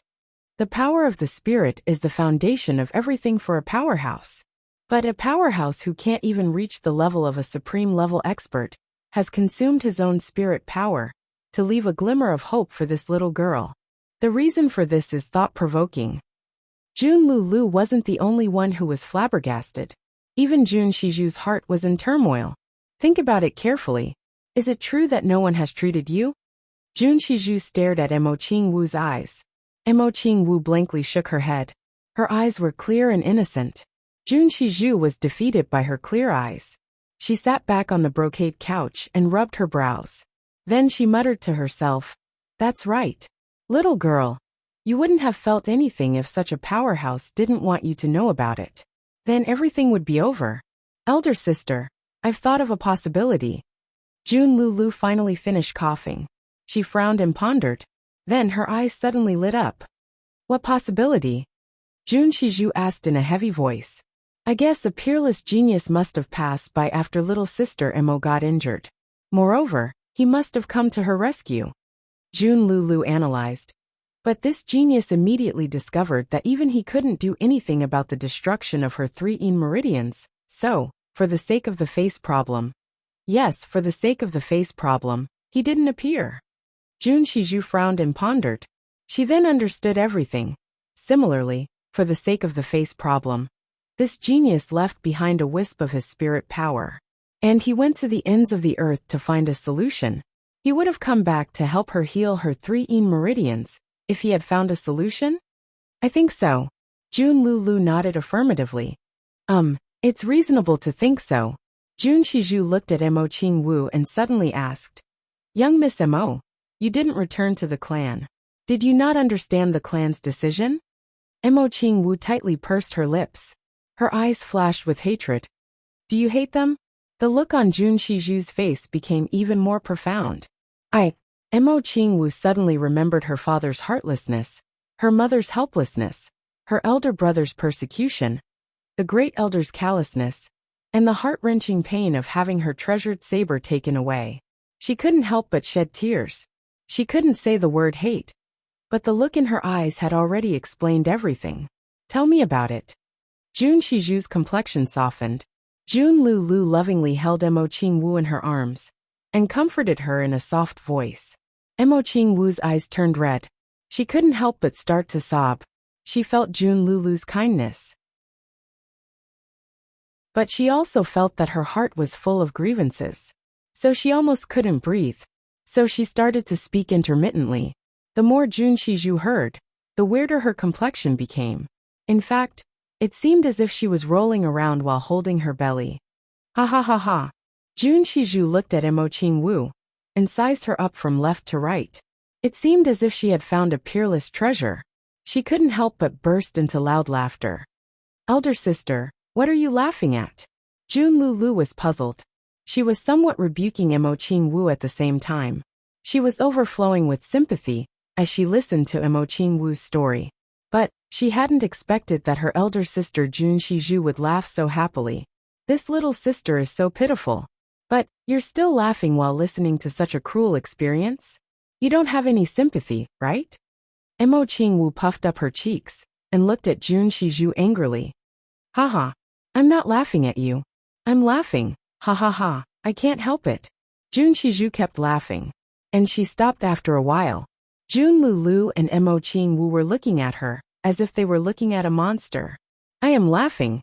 The Emo clan is going to bang their heads against the wall in regret this time. Haha, that old bastard Emo Wuxian always thinks that he's smart. He calculates this and that every day.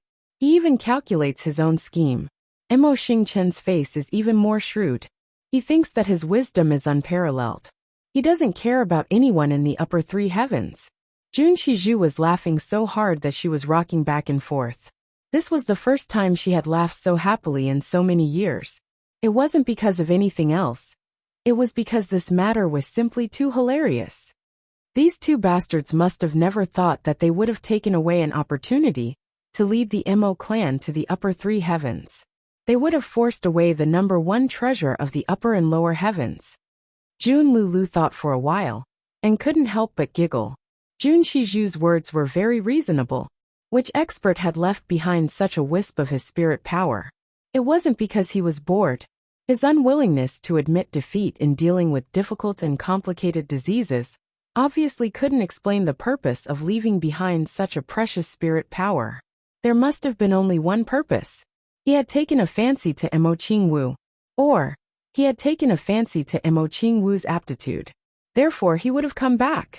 It would have been a perfect ending as long as he came back. The Mo clan would have ascended to the heavens if they had continued to dote on Mo Qingwu until that expert came back. After all, they had taken away the bloodline of that expert.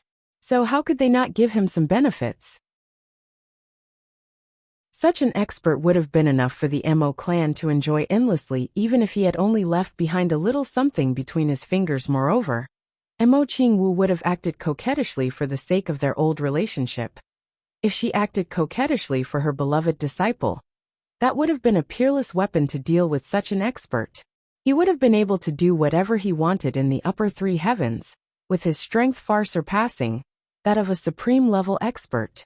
He would have been invincible with just one hand. In fact, he wouldn't have needed to do anything. He would have only needed to say a few words. And the Mo clan would have become a super clan of the upper three heavens. The Mo clan would have been able to stand on equal footing with the dominant clans of the upper three heavens, with Mo Qingwu around. Moreover, Mo Qingwu's path of cultivation would have been smooth, since she had such an abnormal master. It wouldn't have been long. The Mo clan would have been the overlord of the entire upper three heavens by that time. Moreover, no one would have dared to provoke them. And there was only one reason for all of this. Mo Qingwu. Mo Qingwu could be regarded as the number one treasure of the upper and lower heavens from this point of view. Jun Shiju wasn't exaggerating about this. However, the Mo clan had ruthlessly offended this treasure that had originally belonged to them. They hadn't comforted her after her 3 meridians had been destroyed. Instead, they'd hit her when she was down. Moreover, they'd snatched her treasured saber. Jun Shiju was now convinced that Mo Qingwu's saber was the number one divine saber in the upper three heavens. How could a gift from a mysterious expert be bad? This saber was clearly a hint from that mysterious peerless expert to the Mo clan. There will be many benefits as long as you take good care of Mo Qingwu. This was a very obvious matter. Otherwise, who would have given such a shocking treasured saber to a little girl? It was a pity that those people of the Mo clan hadn't been able to detect the existence of the spiritual power. So they'd ignored such an obvious hint. They'd been blinded by greed and had snatched the treasured saber. This motherfucker was simply trying to hang himself.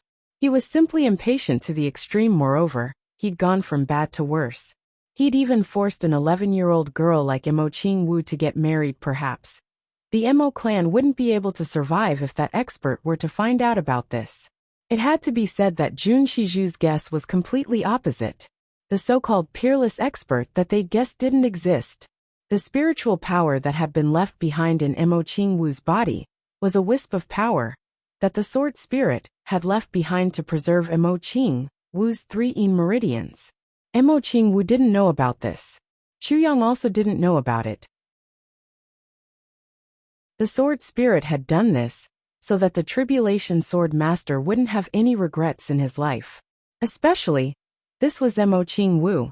She was the person Chuyang was most obsessed with. The tribulation sword master had been reborn for Mo Qingwu. How could the sword spirit dare to neglect? However, Jun Shiju's guess was completely correct from a certain point of view. That was because Chuyang was the tribulation sword master. Would Chuyang treat his father-in-law's family unfairly as long as the Mo clan treated Mo Qingwu well? Then, the Mo clan would have a place in the upper three heavens when it underwent a revolution. There was no doubt about this. However, things had come to this point now. Chuyang was already giving face to Mo Qingwu by not exterminating the Mo clan. So, how could he give the Mo clan any benefits? According to Chuyang's character, at least half of the Mo clan's people would have to die in order to barely vent his anger. Therefore, it could be said that Jun Shiju's words were inadvertently correct. I'm thinking, what would the expressions on the faces of Mo Wuxian and Mo Xingchun if they knew about this? Jun Shiju laughed wildly. Mo Wu Xian would certainly die of anger on the spot. Mo Xingchen's face would also be very wonderful. Unfortunately, I won't be able to see it. She laughed for a while. Then, she stroked her chin and looked at Mo Qingwu. Then, she gently smiled and said, "Such a treasure has fallen into my hands from the sky. How could I let it go? It would be intolerable if I let it go." These words were purely calculated. Moreover, they shouldn't have been spoken in front of Mo Qingwu. However, Jun Shiju didn't seem to have the slightest scruple. She had just said it out loud. Even Jun Lulu was startled by this point.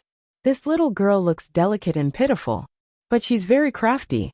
Do you think that she won't be able to guess it if I don't say it? It would seem that we're sinister if we don't say it. It's better to say it openly. I want to bask in the glory. What's wrong with that? This is an open and above-board matter. So, why do I have to be so sneaky? Jun Shiju mischievously smiled and looked at Mo Qingwu. Miss Mo, don't you think so? Mo Qingwu had been listening attentively. She couldn't help but nod in agreement. Yes, she knew that something was wrong after she had finished speaking. But Jun Shiju had already laughed. Mo Qingwu had indeed thought so in her heart. Jun Shiju's analysis had been right in front of her. Mo Qingwu was extremely intelligent. So, how could she not understand the importance of this? She would have felt awkward if Jun Shiju hadn't said it. However, Mo Qingwu felt somewhat relieved in her heart now that she had said it so straightforwardly.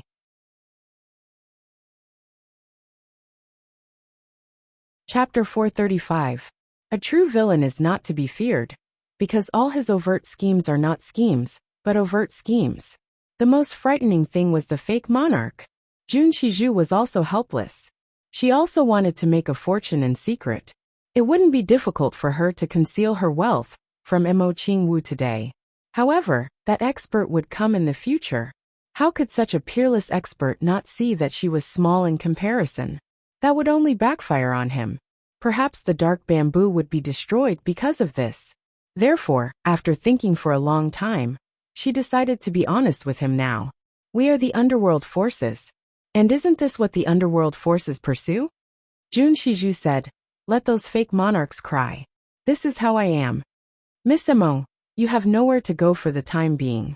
So, why don't you stay here for the time being?" Jun Shiju asked with a smile. Then, "I still have to go to the Tsonglan battlefront." Mo Qingwu opened her big round eyes. "It doesn't matter. We are also going to the Tsonglan battlefront." Jun Shiju chuckled. "It won't be a problem if we travel together. However, are you really going to the Tsonglan battlefront to look for Mo Tianji?" "No." Mo Qingwu recalled how second brother had lowered his head and refused to look at her when she was at her most helpless. Suddenly her heart ached and her eyes reddened again. "I'm not going to look for him." "Oh." Jun Jingju was stunned. "Then who are you looking for?" "I am looking for Big Brother Gu Duxing, Big Brother GMO, Big Brother Luo Kedi, Big Brother Dong Wushang, Big Brother Ji Butong." Mo Qingwu counted with her fingers one by one.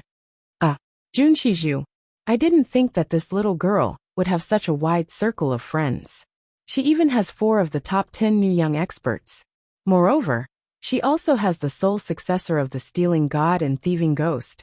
Who are they to you? They are my elder brother Chu's brothers. Mo Qingwu said with certainty. I'll find them and wait for elder brother Chu to come. Brother Chu. Jun Shiju wrinkled her brows. She suddenly recalled the words Chu Xiaoyang, Chu de Yang, that she had said in the exam. Her heart suddenly moved, and she said, Your elder brother Chu, Chu Yang, the famous king of Hell Chu of the lower 3 heavens? Mo Qingwu blinked a few times. She had already regained her usual shrewdness and said, Yes, that's my elder brother Chu Yang. Humph, since I'm such an important person in your heart, then surely you won't dare to do anything to my elder brother Chu Yang. King of Hell Chu has sent 3 people. Jun Shiju's complexion sank. She then gently shifted her gaze towards Jun Lulu. She pondered for a long while, and then said, Lu, King of Hell Chu, has a friendship with you, right? I heard that King of Hell Chu helped you a lot when you broke through the heavenly zither sound face? Yes. Jun Lulu had always been grateful to Chu Yang in her heart. So she replied without hesitation. That king of hell Chu Yang is indeed a rare man in this world. Mo Qingwu's eyes suddenly flashed with a proud light. Her small face seemed to be glowing under this banner. She was so excited that her delicate body began to tremble. My brother Chu Yang. Brother Chu Yang. He was well versed in both martial arts and was a rare man in the world. This is the evaluation of my elder brother Chu Yang. Did brother Chu Yang teach you how to play the zither? Mo Qingwu curiously looked at Jun Lulu. Yes, Jun Lulu replied with a smile. It's all thanks to him. Mo Qingwu suddenly felt stifled in her heart. She looked at Jun Lulu's eyes with intense hostility. Mo Qingwu obviously didn't know anything about love at her age. She also didn't have such thoughts. But she didn't know why she felt hostility towards this banner. She just felt uncomfortable. Humph. Her small face turned away, and she angrily turned her head away. Oh my. Jun Lulu pointed at her in amazement and laughed. This little girl is jealous, haha. Mo Qingwu pouted her small mouth and sulked. Jun Lulu deliberately teased her. She then said in a nostalgic tone. Also, Chu Yang is very handsome. His voice is very pleasant to listen to. He plays the zither well. Little Wu, have you ever heard your brother Chu Yang play the zither? Humph. Mo Qingwu's voice became even louder. She felt extremely aggrieved. I haven't heard it. Boo-hoo, brother Chu Yang plays the zither for this woman. He doesn't play for me. Boo-hoo, I'm so sad. Chu Yang would have spat out a mouthful of blood if he were here. I can't play the zither. Who did I play it for? I'm being wrongly accused. Ha ha ha. Jun Lulu giggled. She looked like a little hen who had stolen food to eat. Well, little Wu saw Chu Yang and asked him to play for you. Then she left. Jun Shizhu came out to smooth things over. She thought that Chu Yang's zither skills were naturally good, since he could instruct Jun Lulu to play the zither. Wouldn't playing the zither and coaxing a little girl be a piece of cake?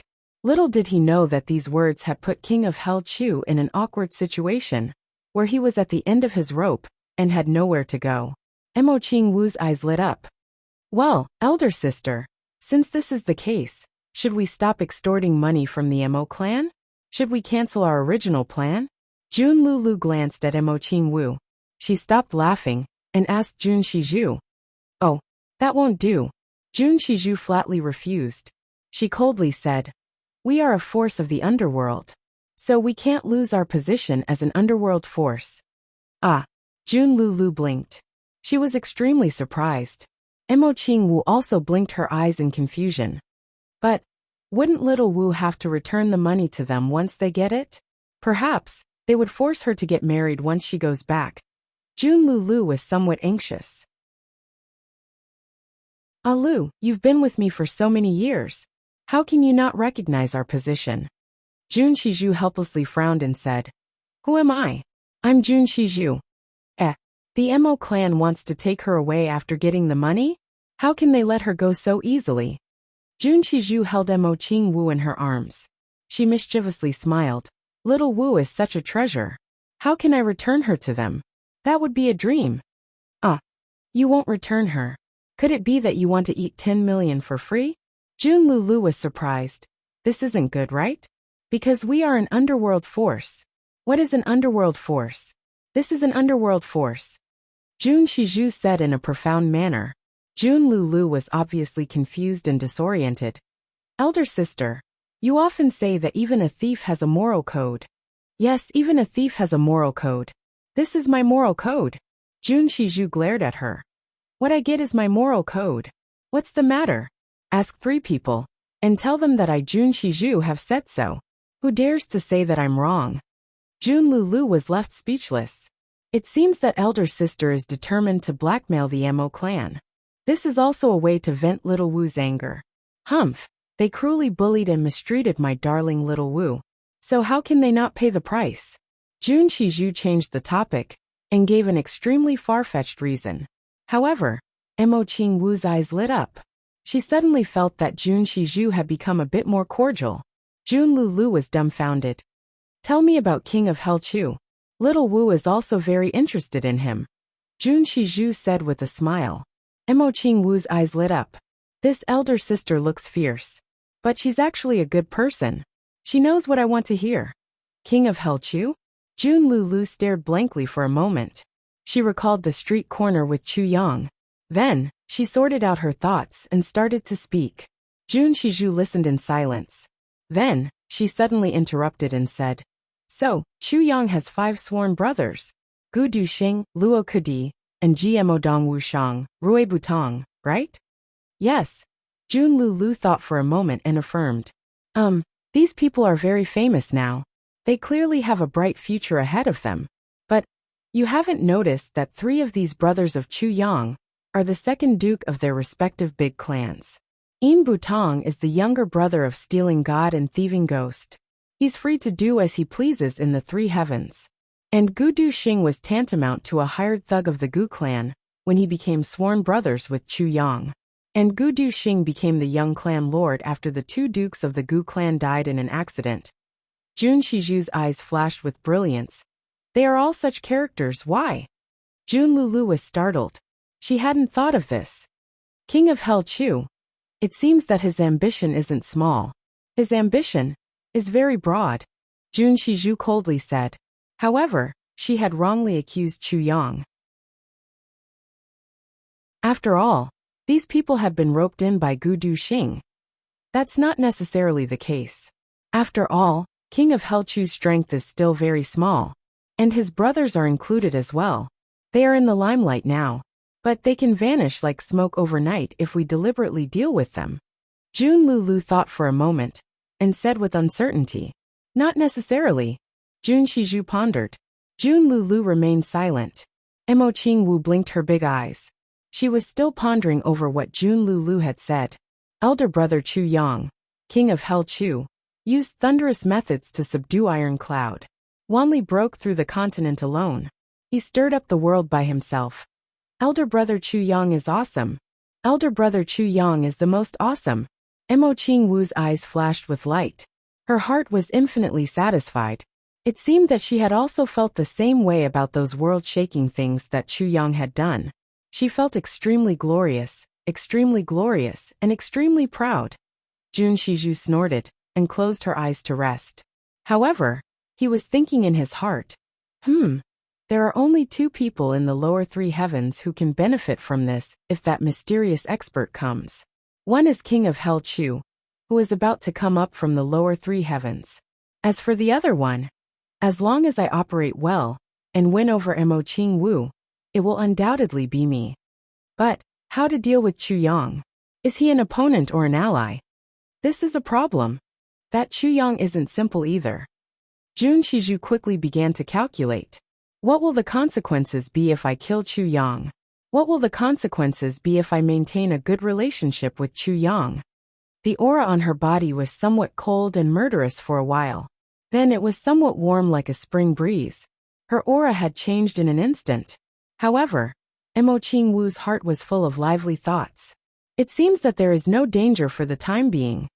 This dark bamboo looks very scary. But she seems to be very kind to me now. Moreover, she seems to be plotting something. I don't know if I should ask her to help elder brother Chu Yang? After all, elder brother Chu Yang is a stranger in the upper 3 heavens. He will be under a lot of pressure if dark bamboo is willing to help him.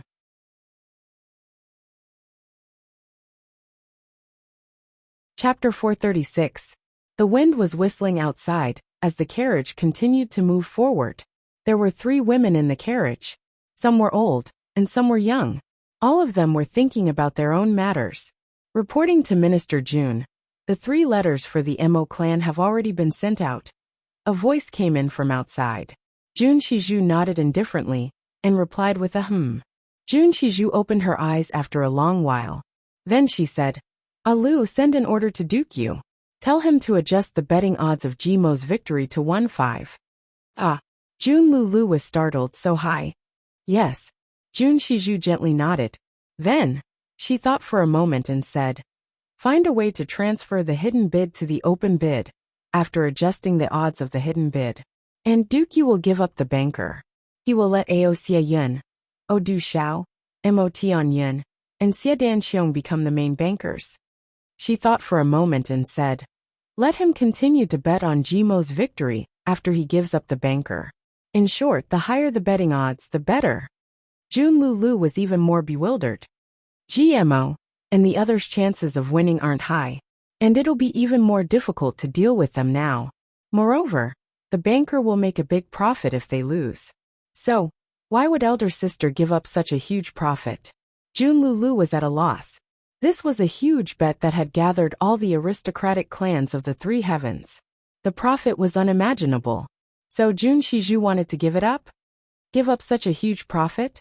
Jun Shiju snorted and said, "Why would I? Are you so sure that GMO and the others will lose? Is there any suspense in this?" Jun Lulu's forehead was sweating. Gao Sheng's side is full of genuine first-rate heirs of great aristocratic clans. And Jimo's side is basically a group of two dukes.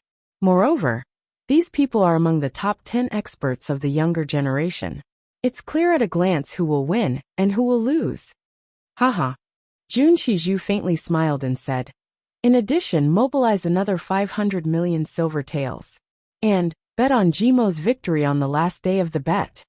Jun Lulu nearly fell down from her chair. "Elder sister, are you crazy?" Jun Lulu exclaimed. "I know what I'm doing." Jun Shiju faintly smiled and said, "This is a big gift from our dark bamboo to King of Helchu's brothers. Let's see if they can take it."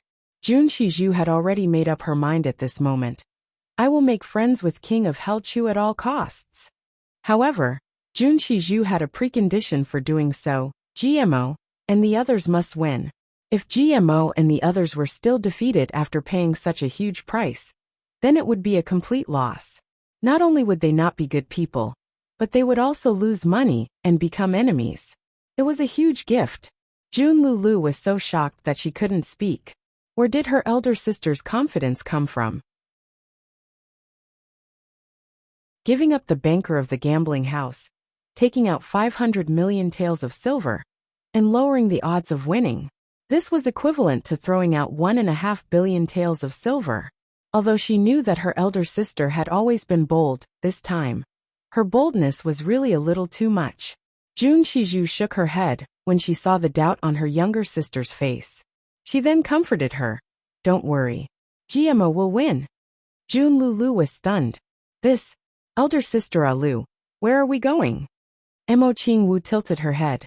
She had heard the names of GMO and the others, and had pricked up her ears. "We are going to the place you want to go." Jun Lulu gently smiled. "Your elder brothers are there." Mo Qingwu's small face lit up with excitement. "Little Wu. But, you have to think clearly. They won't be able to protect you if the Mo clan goes to ask for you if you're with them." Jun Shiju frowned. "They can't protect me?" Mo Qingwu had wholeheartedly rushed out. But she hadn't thought of this point. She couldn't help but feel somewhat perplexed as she heard this. "Yes, they can't protect you." Jun Lulu also sighed. "You are the daughter of the Mo clan after all. The Mo clan has a righteous reason to want you. But, it would be taboo if they don't hand you over. Moreover, those people are second duke. They don't have any real power in their respective clans. So their clans won't offend a huge force like the Mo clan for them." Mo Qingwu's complexion suddenly turned pale. These words were absolutely the truth. Mo Qingwu believed that her brothers would protect her at all costs as long as she went there. But her brothers wouldn't be able to withstand the pressure of her own clan if they were to step in. Moreover, the pressure from the other great clans would also be exerted on them. She would have implicated them if that happened. "Stay here with me," Jun Shiju insipidly said. "All the big clans will come to me in 3 days to ask for you. And I'll send them all the same. Get lost." Mo Qingwu hesitated. Jun Shiju's words had a certain purpose. But she wasn't wrong at all. Her elder brothers wouldn't be able to protect her if this news were to leak out. So the only one who could protect her was. "I hope that you can stay here. First of all, we are both women. I can teach you some things. I can also help you gain experience in Jianghu. I can also shield you from all the storms. And I can also safely wait for your elder brother Chu Yang." Jun Shiju insipidly said. She had made up her mind to help Mo Qingwu since she had heard that her clan had forced her to marry. This had nothing to do with benefits. As for the conjecture that her 3 meridians had caused, it was only later. "I have to think about it." Mo Qingwu frowned. She couldn't make up her mind. Jun Shizhu faintly smiled. She didn't speak anymore. She knew that such a question, and a choice in front of such a little girl was indeed somewhat profound. But Jun Shizhu believed that Mo Qingwu could understand it. She had her own plans for where to go from here. Otherwise, it would have been impossible for an 11-year-old girl to escape for 4,000 miles by herself. This required not only courage, but also wisdom. This seemingly delicate girl had already been tempered by her own clan, and had become unyielding in her bones. Jun Shizhu was very appreciative of this. She also wanted to see how far this lovely girl could go if Mo Qingwu accepted her teachings. Would she be stronger than me? A strange noise came from the front. It seemed that the procession had slowed down. Minister Jun, the people of the Huang clan are hurrying ahead. But they are somewhat slow. Zhuoji has already sent people to make an exception. He wants them to get out of the way. A respectful voice reported from outside. Kill them all if they don't get out of the way within 3 breaths. Jun Shizhu didn't even lift her eyelids. She insipidly said, "Who would dare to block my way within 3 days? You still want to ask such a thing? Song Zhongwu, have you lost your mind?" Yes. This subordinate will do it right away." The voice outside quickly went away. It fiercely resounded from afar. "People of the Huang clan, listen up. Kill them all if they don't get out of the way within 3 breaths. 1, 2. Then a panic-stricken and shrill voice resounded. How can you be so unreasonable?" A hideous smile was heard. "We are the reason. Motherfucker. You want to reason with the people of our dark bamboo. This is the first time I've encountered such a pervert. 3. Will you get out of the way?" Then, a burst of chaotic sound was heard. It seemed that those people had been driven into the ditch. The speed of the dark bamboo's troops increased again. They whistled like a wild dragon. Mo Qingwu couldn't help but lift the curtain of the carriage and look outside. She saw that there were cliffs on both sides of the road. Those people of the Huang clan were standing on the edge of the cliff with anger and humiliation written all over their faces. Their heels had even reached the edge of the cliff. They were standing perfectly straight. The muscles of their entire bodies were stretched tight. They were afraid that they would fall down. The cavalry of the dark bamboo swept past their faces in such an ostentatious manner. Their tongues were raised in the wind, and they were continuously slapping these people's bodies and faces. They were laughing wildly without any fear. Several screams resounded. It seemed that several people had been beaten down and had fallen down the cliff. However, no one dared to curse or rebel. Mo Qingwu put down the curtain of the carriage and sighed. Jun Shizhu opened her eyes and looked at Mo Qingwu. Then she slowly said, "See? Don't sigh. This is Jianghu."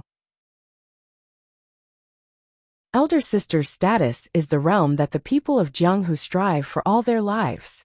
She rubbed her eyebrows in a somewhat tired manner and said, "Therefore everyone wants strength. Everyone wants to become stronger. The strong don't need sympathy in this world. And the weak don't deserve sympathy." Jun Shizhu slowly said, "Therefore, sympathy is useless in this world. Either you let him bully you even more, or you bully him to make him submit to you and be afraid of you. It's really cruel." Mo Qingwu gently sighed. Her bright and beautiful eyes seemed to be contemplating something. "The ancients said that it's difficult to achieve great things if you're soft-hearted. They're talking about us women," Jun Shizhu coldly said. "But I, Jun Shizhu, refuse to accept this. Why do women give people such an impression? Soft-hearted? It's ridiculous. Are we women born to be looked down upon? What kind of shameful statement is this? There are so many men in the world who are unnecessarily benevolent. The so-called benevolence and righteousness are made up by men. The so-called etiquette and morality are also made up by men. Why do women have to bear this evil reputation?" Jun Shizhu coldly said, "I want the men of the world to see that we women can also make the world tremble. Therefore I, Jun Shizhu, am a woman. But I want to intimidate the 3 heavens with an iron fist. I want to suppress the underworld of the 3 heavens with my power. The dark bamboo command will make all heroes bow their heads." A cold light flashed in Jun Shizhu's eyes as she continued. "I want these stinky men to see that we so-called weak women are kneeling in front of them. Women men." Mo Qingwu suddenly trembled with excitement. It had to be said that Jun Shiju's words were undoubtedly extremely powerful in inciting women. It was simply overturning rivers and seas, turning heaven and earth upside down. Mo Qingwu's blood was boiling in her heart. She wanted to say, I also want to do this. However, she suddenly became discouraged after she thought about it. She rolled her eyes for a moment and suddenly said, About this. I want to ask my elder brother Chu Yang. Jun Shiju was dumbfounded. And, I want to ask elder brother Chu Yang about those things you just said. Mo Qingwu's big eyes flickered as she looked at Jun Shiju. She then resolutely said. Jun Shiju choked and coughed repeatedly.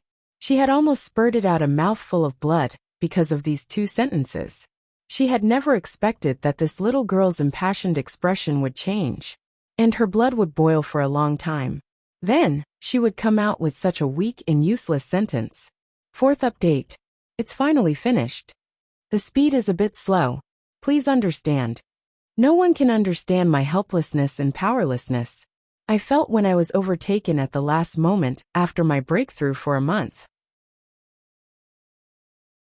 And I couldn't do anything about it. Such a thing is too cruel for me. I've written this update, and I've revised it twice.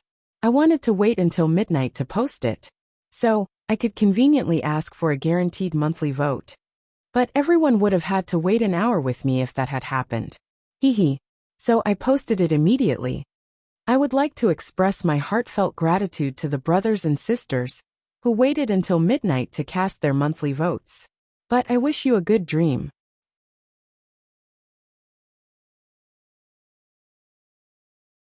Chapter 437. These words were Jun Shiju's sharpest weapon to subdue all the ordinary female soldiers under her command. Basically, as long as it was a woman, upon hearing these words, they would immediately go wild. She was about to guide Mo Qingwu in this direction. But she hadn't expected that her brilliant plan, which had worked 100 times on all the women, would fail on this little girl. How could she not be depressed? Jun Lulu giggled on one side. Jun Lulu couldn't help but feel angry when she saw that her elder sister's persuasive words had failed in front of a little girl. It's my fault. Jun Shiju looked disappointed. You're just a little girl. You're not a woman. You don't understand these things. Mo Qingwu innocently and cutely smiled. I'll do whatever brother Chu Yang knows. Jun Shiju heaved a long sigh. She was at her wit's end. She didn't know what to say. So she closed her eyes tightly. Out of sight, out of mind. I'm depressed. I don't know what great ability your brother Chu Yang has. He has made such a little girl so infatuated with him. The wheels were rolling, and the sound of the horse's hooves was echoing. They were getting closer and closer to empty Dingjun. Jun Shiju closed her eyes. Her thoughts had already drifted to another direction. Ice and snow wilderness level spirit beast. Will I advance further if I refine the inner core of a spirit beast? Jun Lulu thought. Brother Yu is at MT Dingjun right now. He must be having a good time. This guy hasn't written a letter for such a long time. I'll teach him a lesson when I see him. Mo Qingwu thought. Brother Chu Yang. Brother Chu Yang, come quickly. I miss you, boohoo. I don't have my saber. I also left my scabbard at home. Little Wu is so pitiful, boohoo. Lower three heavens, Tai Longcheng and Wu Kuangyin were still fighting in the north and south. Iron Cloud Nation's territory was getting bigger and bigger. Iron Cloud Citadel was also jubilant. The government affairs were also on track. Butian Pavilion had become a unique symbol of Iron Cloud Citadel after its expansion. Inside King of Helchu's secret chamber, Wu Qianqian was wearing a black robe. She had a strict bearing and a golden mask on her face. She was looking at official documents. The secret door in the innermost part of the chamber gently moved. Then it slowly slid open. A bright yellow figure slowly appeared and walked in. You've come? Wu Qianqian asked in a soft voice. Yes. Tai Butian's robes were still very loose. She walked over and sat down opposite Wu Qianqian. She stared at that golden mask in a daze, her eyes overflowing with tenderness. How is it? Do you feel anything? Wu Qianqian stood up and walked over to Tai Butian in a curious manner. It's only been 2 months. What can I feel? Tai Butian rolled her eyes at her and said, I read in the book that it takes at least 5 months to feel him move. So late? Wu Qianqian's pretty eyes widened in surprise. However, I can feel that he's growing day by day. Tai Butian smiled, her hand gently stroking her lower abdomen. His face was filled with gentleness. Let me touch. Wu Qianqian moved closer. She was just about to reach out her hand when she felt that the mask on her face was getting in the way. So, she reached out to take it off. Don't. Tai Butian grabbed her hand and pleaded. Chu, don't take off your mask. If you don't take off your mask, you'll be my Chu. If you take off your mask, I won't even have any fantasies. Looking at Tai Butian's pleading eyes, Wu Qianqian was suddenly stunned. She was stunned for a long time. Then, her eyes finally came back to life. She reached out and gently stroked Tai Butian's face. She said gently, Love Ghost, it's been hard on you. Her voice had become Chu Yang's voice. Tai Butian's body trembled. She closed her eyes and gently grabbed that hand. She pressed it against her face and listened to this familiar voice. It was a voice that had appeared in her dreams so many times. Her face was filled with tranquility and happiness. She said gently, It's not hard for me to bear children for Chu. Her voice was as affectionate as the sea. It revealed her persistence and no regrets. However, it seemed a little empty, as if she had traveled through time and space to say this to her beloved who had already left. The atmosphere in the secret chamber seemed to have suddenly frozen.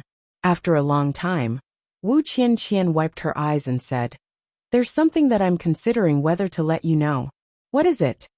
Tai Butian saw that she had regained her voice, and a trace of disappointment flashed across her face. This piece of information, take a look. Wu Qianqian took out a thin piece of paper from the file. Tai Butian looked at it, and couldn't help but tremble violently. Tears flowed down her cheeks. There were only a few sentences on it. Minister, outside the Beyond the Heavens sect, a strange thing suddenly happened on the burning stone wall. The entire mountain wall was flattened by someone. 5 words were carved on it, Tian Tian, little Tian Tian. Other than that, there was no other trace. But Tai Butian was already stunned. Grandson Tian, little Tian Tian. Tai Butian murmured. Her eyes were in a mess. That day, Chu Yang was standing in front of her, in a daze. That day Chu Yang let out a long breath. He asked in a hoarse voice, What is her name? Name? Tai Butian took a long breath. She felt that her eyes were a little moist. She said in a low voice, I also don't know her surname. I only know that she was called Tian Tian. She said that her father doted on her very much. He always called her Little Tian Tian. Tian Tian. Little Tian son. Chu Yang's voice was very low. It was hard to tell what kind of emotion was surging in his chest. Hearing Chu Yang call out this familiar name, Tai Butian's heart suddenly ached. She felt that tears were brewing in her eyes. Little Tian Tian. Little Tian Tian. Chu Yang smiled miserably and said, I didn't expect that Chu Yang would owe such a debt of love. Where is she buried? Chu Yang took in a deep breath. I will leave early tomorrow morning. I will go to the Beyond the Heavens sect first to see little Tian Tian, who gave up everything for me. Tai Butian's body was on the verge of collapsing. A look of extreme bliss suddenly appeared in her eyes. She felt dizzy and murmured, I want to go and take a look. I want to go and take a look at those words. She bit her lip happily and raised her face. That is my man who carved my name. I want to go now. Wu Qianqian bit her lip and looked at Tai Butian with extreme envy. Her eyes were full of happiness. She only felt endless bitterness in her heart. She has it. She has everything. She has your child. Her name is written by you, and the empire you built for her. As for me, I have nothing. I don't even have myself. I have become a substitute, and I have to take care of your woman and your child for you. Can't you give me some memories as well? It has been so long. You haven't even hugged me. I am so envious of you, do you know? Tai Butian had already stood up. At this moment, she seemed to have regained the majesty of an emperor. She took a few steps out of the door and said indifferently, Pass down the order. Prepare the carriage and leave the palace. She didn't even have any scruples that she came from the underground. She shouldn't have appeared here at this moment. After Tai Butian walked out, Wu Qianqian stood there in a daze for a while. The huge secret chamber suddenly felt empty, but it also seemed very crowded, because it was filled with someone's shadow. It was full. Here, Chuyang used to lie down and sleep. Here, Chuyang used to read books. Here, Chuyang used to frown and pace back and forth. Here, that black robe. Wu Qianqian's tears couldn't help but fall down. Stroking the black robe on her body, Wu Qianqian's eyes revealed a faint satisfaction. She softly murmured, Chuyang, perhaps you don't know. As long as you wear the black robe for a day, I will always be by your side, until the upper three heavens. Then she stood up and wiped the tears from her eyes. She took a few deep breaths, and then slowly walked out. Dressed in a black robe, she looked gloomy and cold. Her eyes were sharp and cold. Her killing intent was overflowing. 10,000 horses galloped at the sound of an emperor's command. A troop was walking on the main road.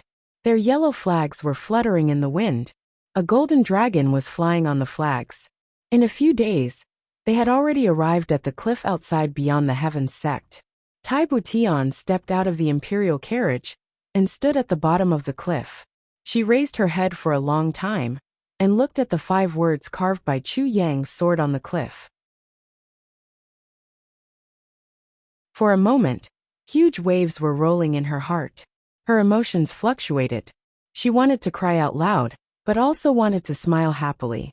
The bitterness and longing in her heart seemed to be entangled at this moment and brewed into a cup of intoxicating wine. Sour, sweet, bitter, and spicy feelings rushed into her heart at this moment. The first time she saw Chuyang, he was like an immortal in front of thousands of horses and thousands of soldiers. But their eyes met miraculously. The second time was at Chu Yang's heavenly armament pavilion.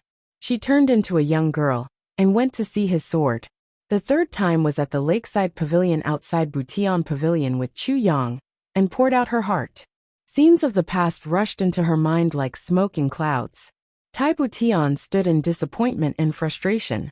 That night, Chu Yang was seriously injured, suffering from the aphrodisiac, and was unconscious. Tai Butian didn't hesitate to use her virgin body to help him get rid of the poison. Who would know how shameful that was for a woman? That was what kind of sacrifice? But I have no regrets. Tai Butian thought silently. She just stood there. Her bright yellow robe fluttered in the wind. She was like a statue, motionless. Chuyang, do you know that Tian Tian is me? I am Tian Tian, your little Tian Tian. It turns out that the words Tian Tian written by your hand are so beautiful. Behind her, Wu Qianqian was wearing a black robe. She looked gloomy and terrifying. Her golden mask looked ferocious and terrifying. She was also looking up at the words on the stone wall. Her eyes were filled with deep envy. The army was quietly stationed in the distance. A gust of wind blew, and the sleeves of the 2 people fluttered. In the rolling yellow sand, they looked so lonely. It was as if there were only these 2 people in the world. Everyone who saw this scene felt a kind of heartfelt loneliness. It was as if lightning had struck their hearts in an instant. A kind of desolate feeling arose spontaneously. At this moment, 2 people were watching this scene from the top of the mountain. Both of them were slim and graceful. One of them was wearing a black veil, while the other was wearing a white veil.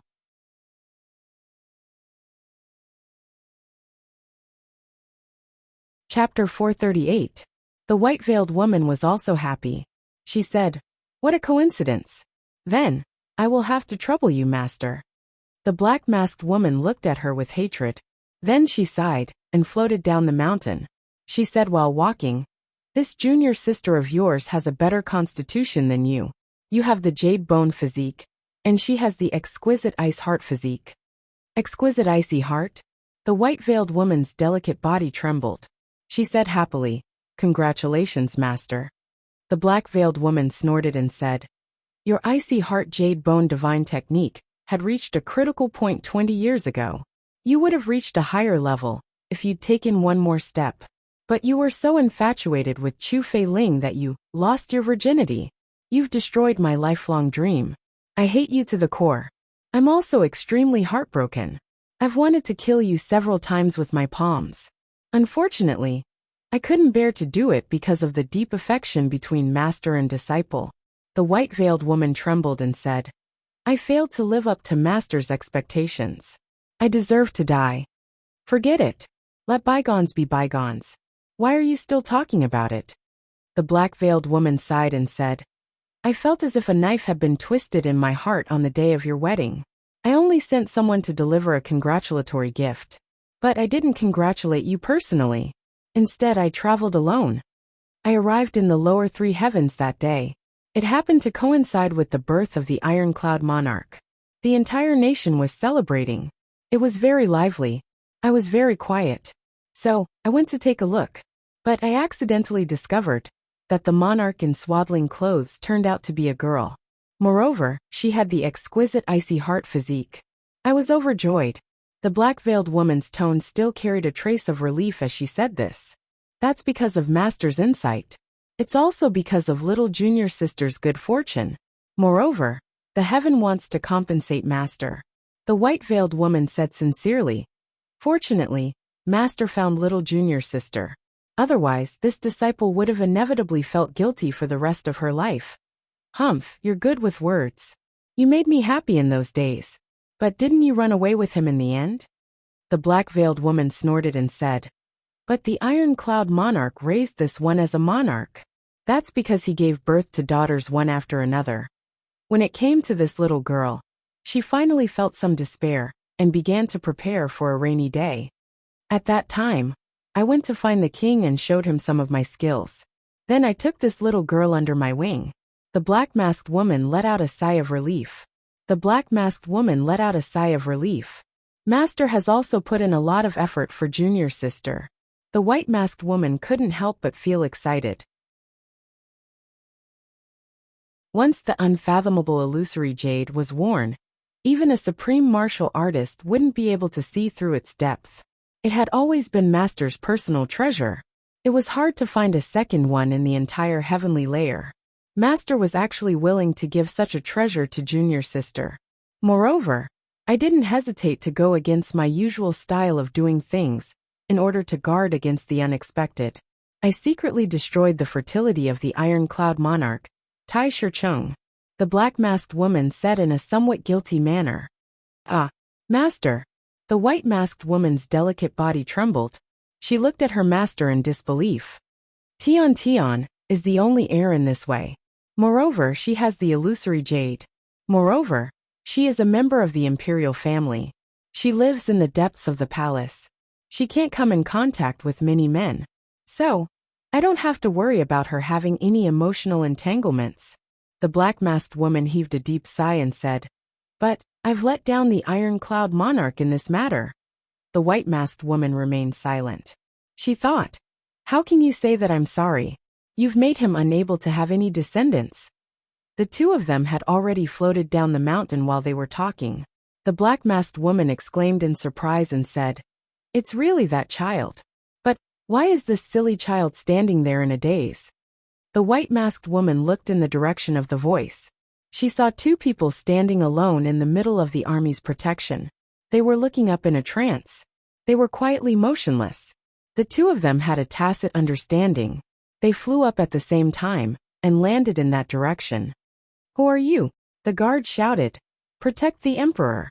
The magnificent army drew their bows and knocked their arrows. Countless experts swiftly leapt out. Two shadows appeared like ghosts. They looked at the two silhouettes. Then their bodies suddenly shook and they shouted, Don't shoot the arrows. They're on our side. Tai Butian also saw those two silhouettes at the same time. An extremely complicated look suddenly appeared in her eyes. Then she calmed down. She slowly raised her hand and shouted, Don't shoot the arrows. The three armies immediately stopped moving. The experts who had already leapt up also descended in a grandiose manner. The two women arrived in front of Tai Butian in the blink of an eye. The black-masked woman looked at Tai Butian, and a gratified look appeared in her eyes. She nodded and said, Tian, how are you? Master. Tai Butian was about to step forward to greet her. Go to your camp. There are too many people here.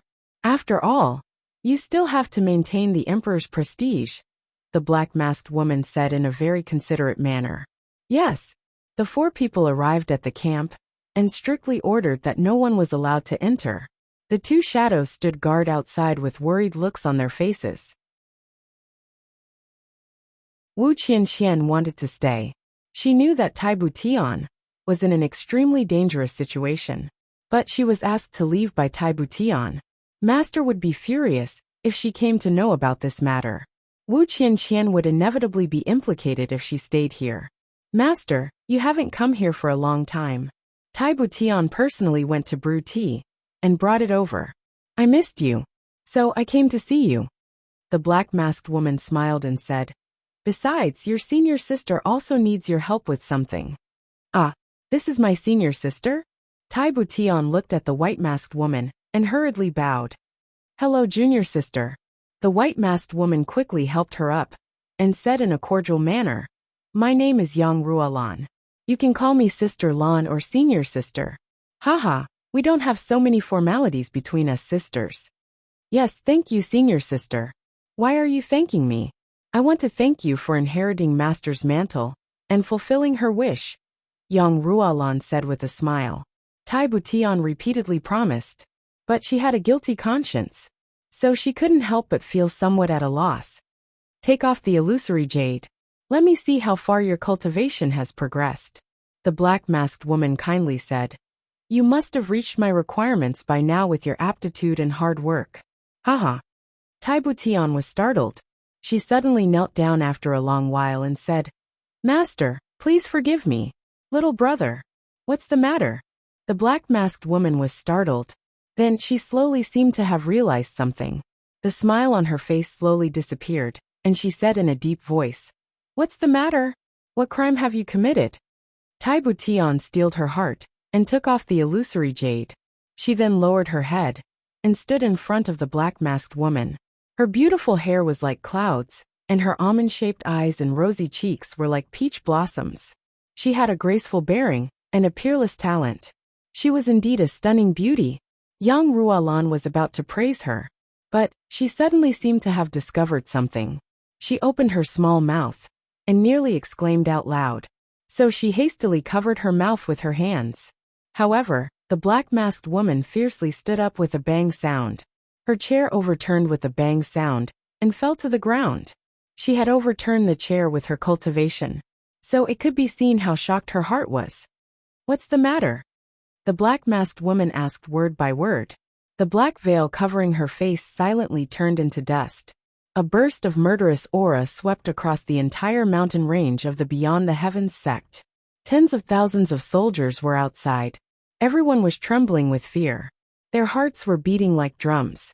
They felt as if the weather had changed from a hot summer to a cold winter in an instant.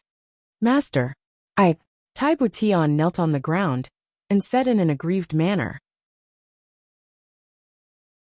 Don't call me master. The black-masked woman roared. Her voice condensed like a thunderclap, but it didn't sound very loud inside the tent.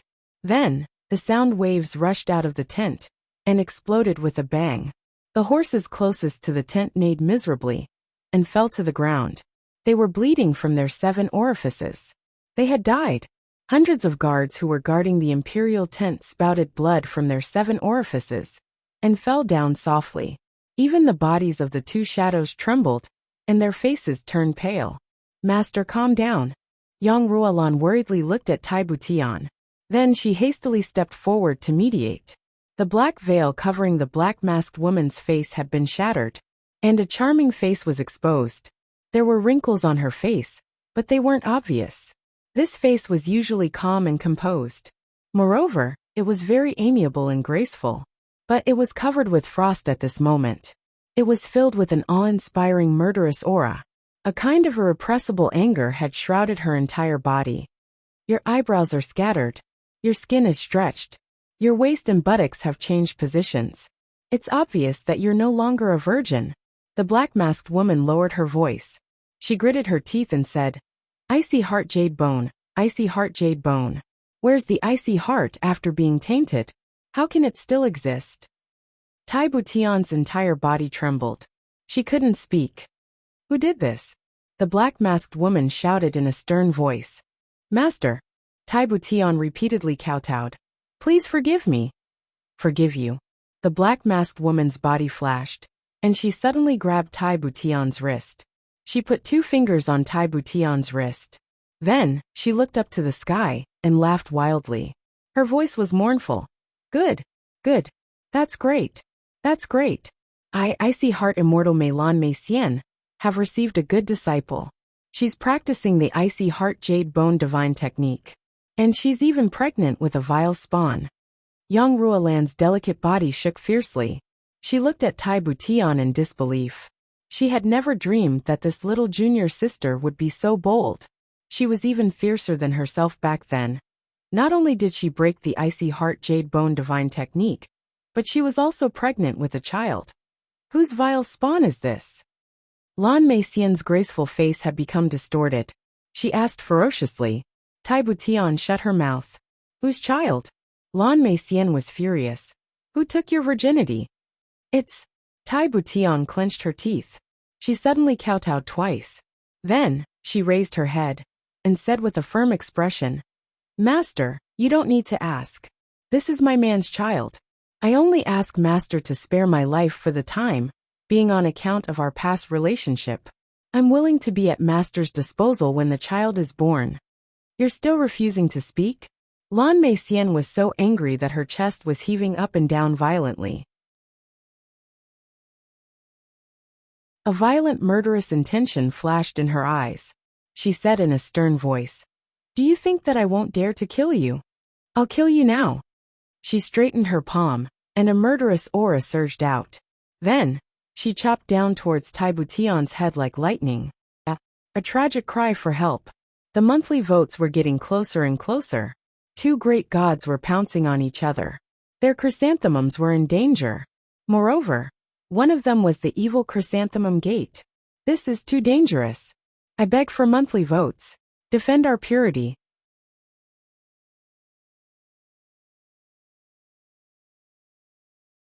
Chapter 439. The wind from her palm pierced through the air and issued a whooshing sound. Then a faint white smoke spread in the air. Tai Butian closed her eyes. Her hands were tightly clutching her lower abdomen. A trace of reluctance and guilt flashed across her face. 2 lines of tears slowly slid down her face. Chuyang, I can't protect our child. Master. Yang Ruolan had experienced such a thing once. So she obviously knew how furious her master was. So she was prepared. She hurriedly stepped forward and blocked Lan Meisien's palm with her hands. At the same time, she kicked Tai Butian's body, and her body slid away. Please be merciful. Yang Ruolan had the time to say these words at this time. Lan Meisien raised her leg and kicked Yang Ruolan away. Then, she said in a stern voice, You don't have the qualifications to persuade me to be merciful. She smiled bitterly and said, I've had 2 younger brothers in my life. The first one lost her virginity before marriage. Her Icy Heart Jade Bone Divine technique was abandoned halfway. Now the second one is pregnant before marriage. Moreover, this is the hope of my entire life. Now it has turned into a bubble. Lan Meisien felt suffocated as she spoke. Then, she spat out a mouthful of blood with a puff sound. She said fiercely, How can I vent the hatred in my heart if I don't kill you? Master, you have to ask about the course of events, even if you want to punish me. Perhaps Junior Sister is also a victim. She was forced. Yang Ruolan didn't have enough time to stop her. She shouted with all her strength. Ha! This sentence cleared Lan Meisien's mind. She stopped her actions and looked at Tai Butian. What's going on? Master. Tai Butian took a deep breath. Then, she raised her face and said, I did it willingly. Fuck. Lan Meisien was furious. What's so good about those stinky men? Why are you all like this again and again? She was so sad and indignant that she couldn't speak. Even her fingers were trembling. Junior Sister, what's going on? Yang Ruolan walked to Tai Butian's side and asked in a soft voice. Tai Butian lowered her head. She hesitated for a long time. She felt Yang Ruolan's kindness. Then she said in a low voice, My man. The man whom I deeply loved. He was poisoned by the lust dragon's poison. And at that time, I was the only one by his side. The poison of the lust dragon. Yang Ruolan and Lan Meisien cried out in alarm at the same time. I didn't expect that I would have a child with that one time. But I don't regret it. Instead, I'm very satisfied. Tai Butian lowered his head, but his voice was very resolute. I know that I've let Master down. I feel very guilty for letting Master down. But, she raised her head, looked at Lan Mei Xian, and said in a soft voice, Master, please forgive this younger brother. I would have still saved him if this matter were to happen again. Moreover, I would have never let another woman be by his side. Tears were dripping down her beautiful face. She blushed as she talked about this matter. However, she didn't hesitate to speak the words from the bottom of her heart. Alas! Lan Mei Xian let out a long sigh. He closed his eyes, and his entire being seemed to have aged by several decades in an instant. She was born in a big family. Due to her exceptional talent, she was taken in as a younger brother by an extraordinary person. From then on, she spent her entire life cultivating the icy heart jade bone divine technique. However, due to her limited talent, she couldn't break through the last layer no matter how hard she tried.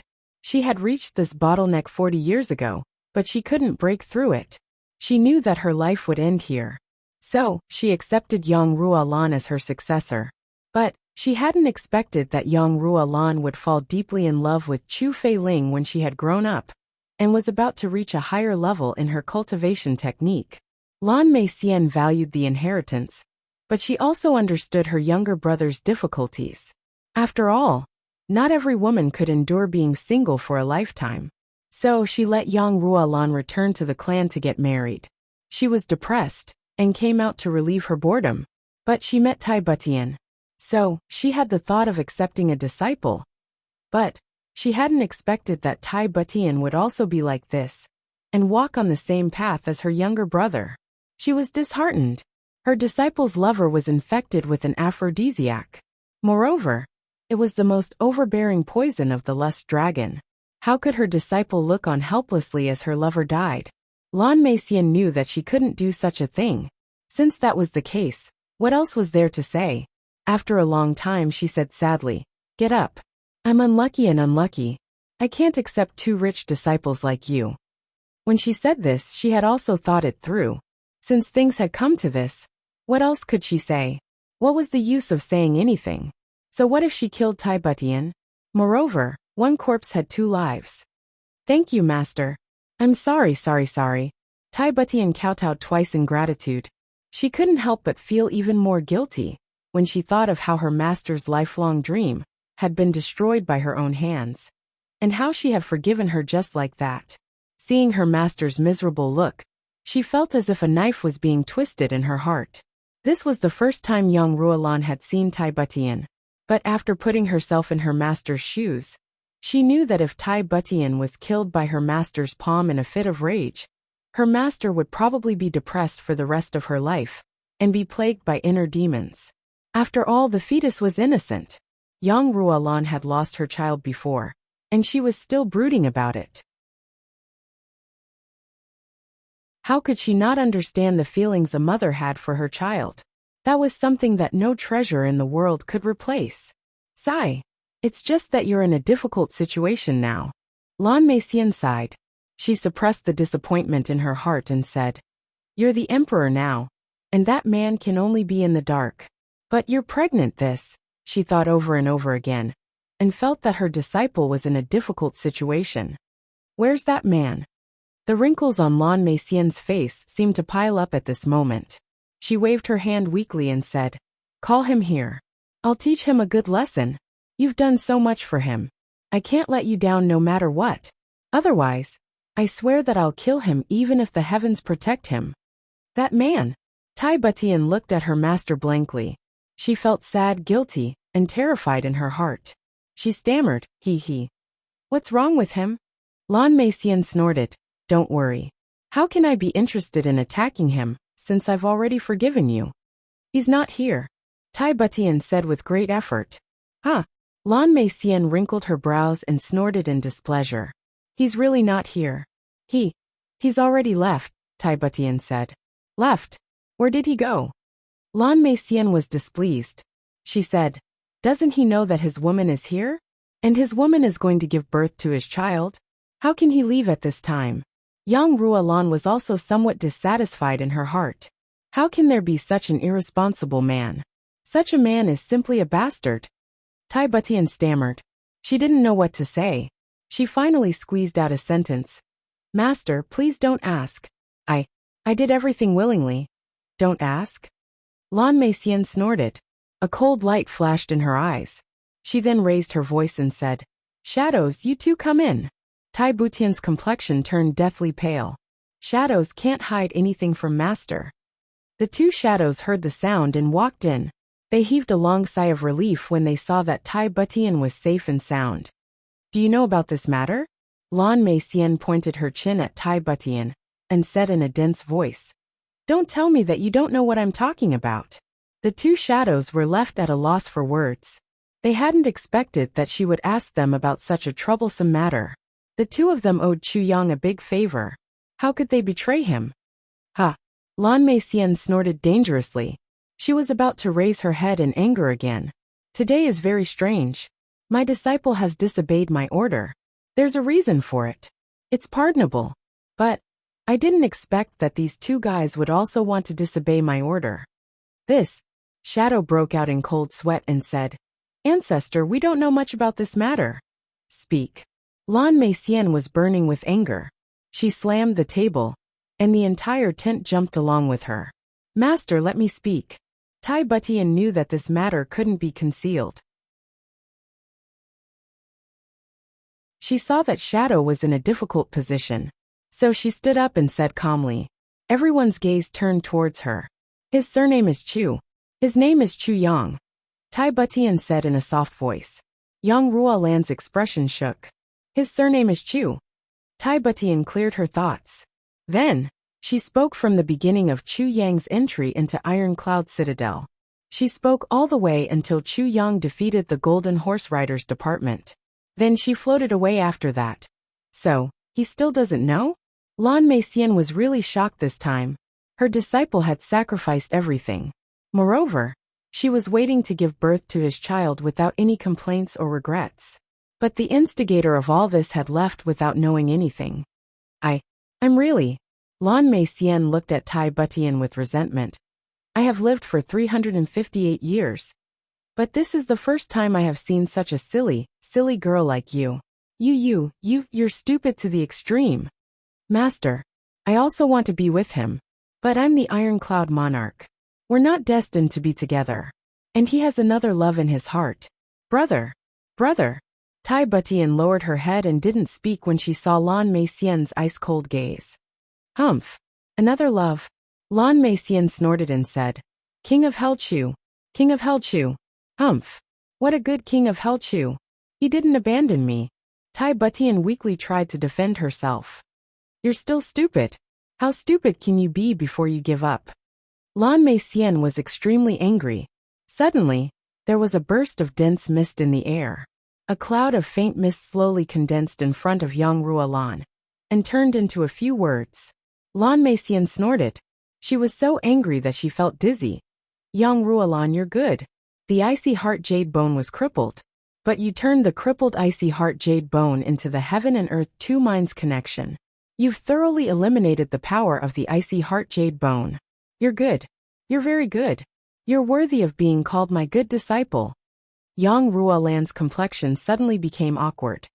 You're tuning in to the Li Mei's Wuxia Whispers YouTube channel. We're so grateful for your support. And don't forget to subscribe to join us on this incredible journey through captivating stories. Your generosity through donations truly makes a world of difference, as it's the primary source of revenue that allows me to expand and enhance this channel for you. Thank you from the bottom of my heart for being a part of this adventure.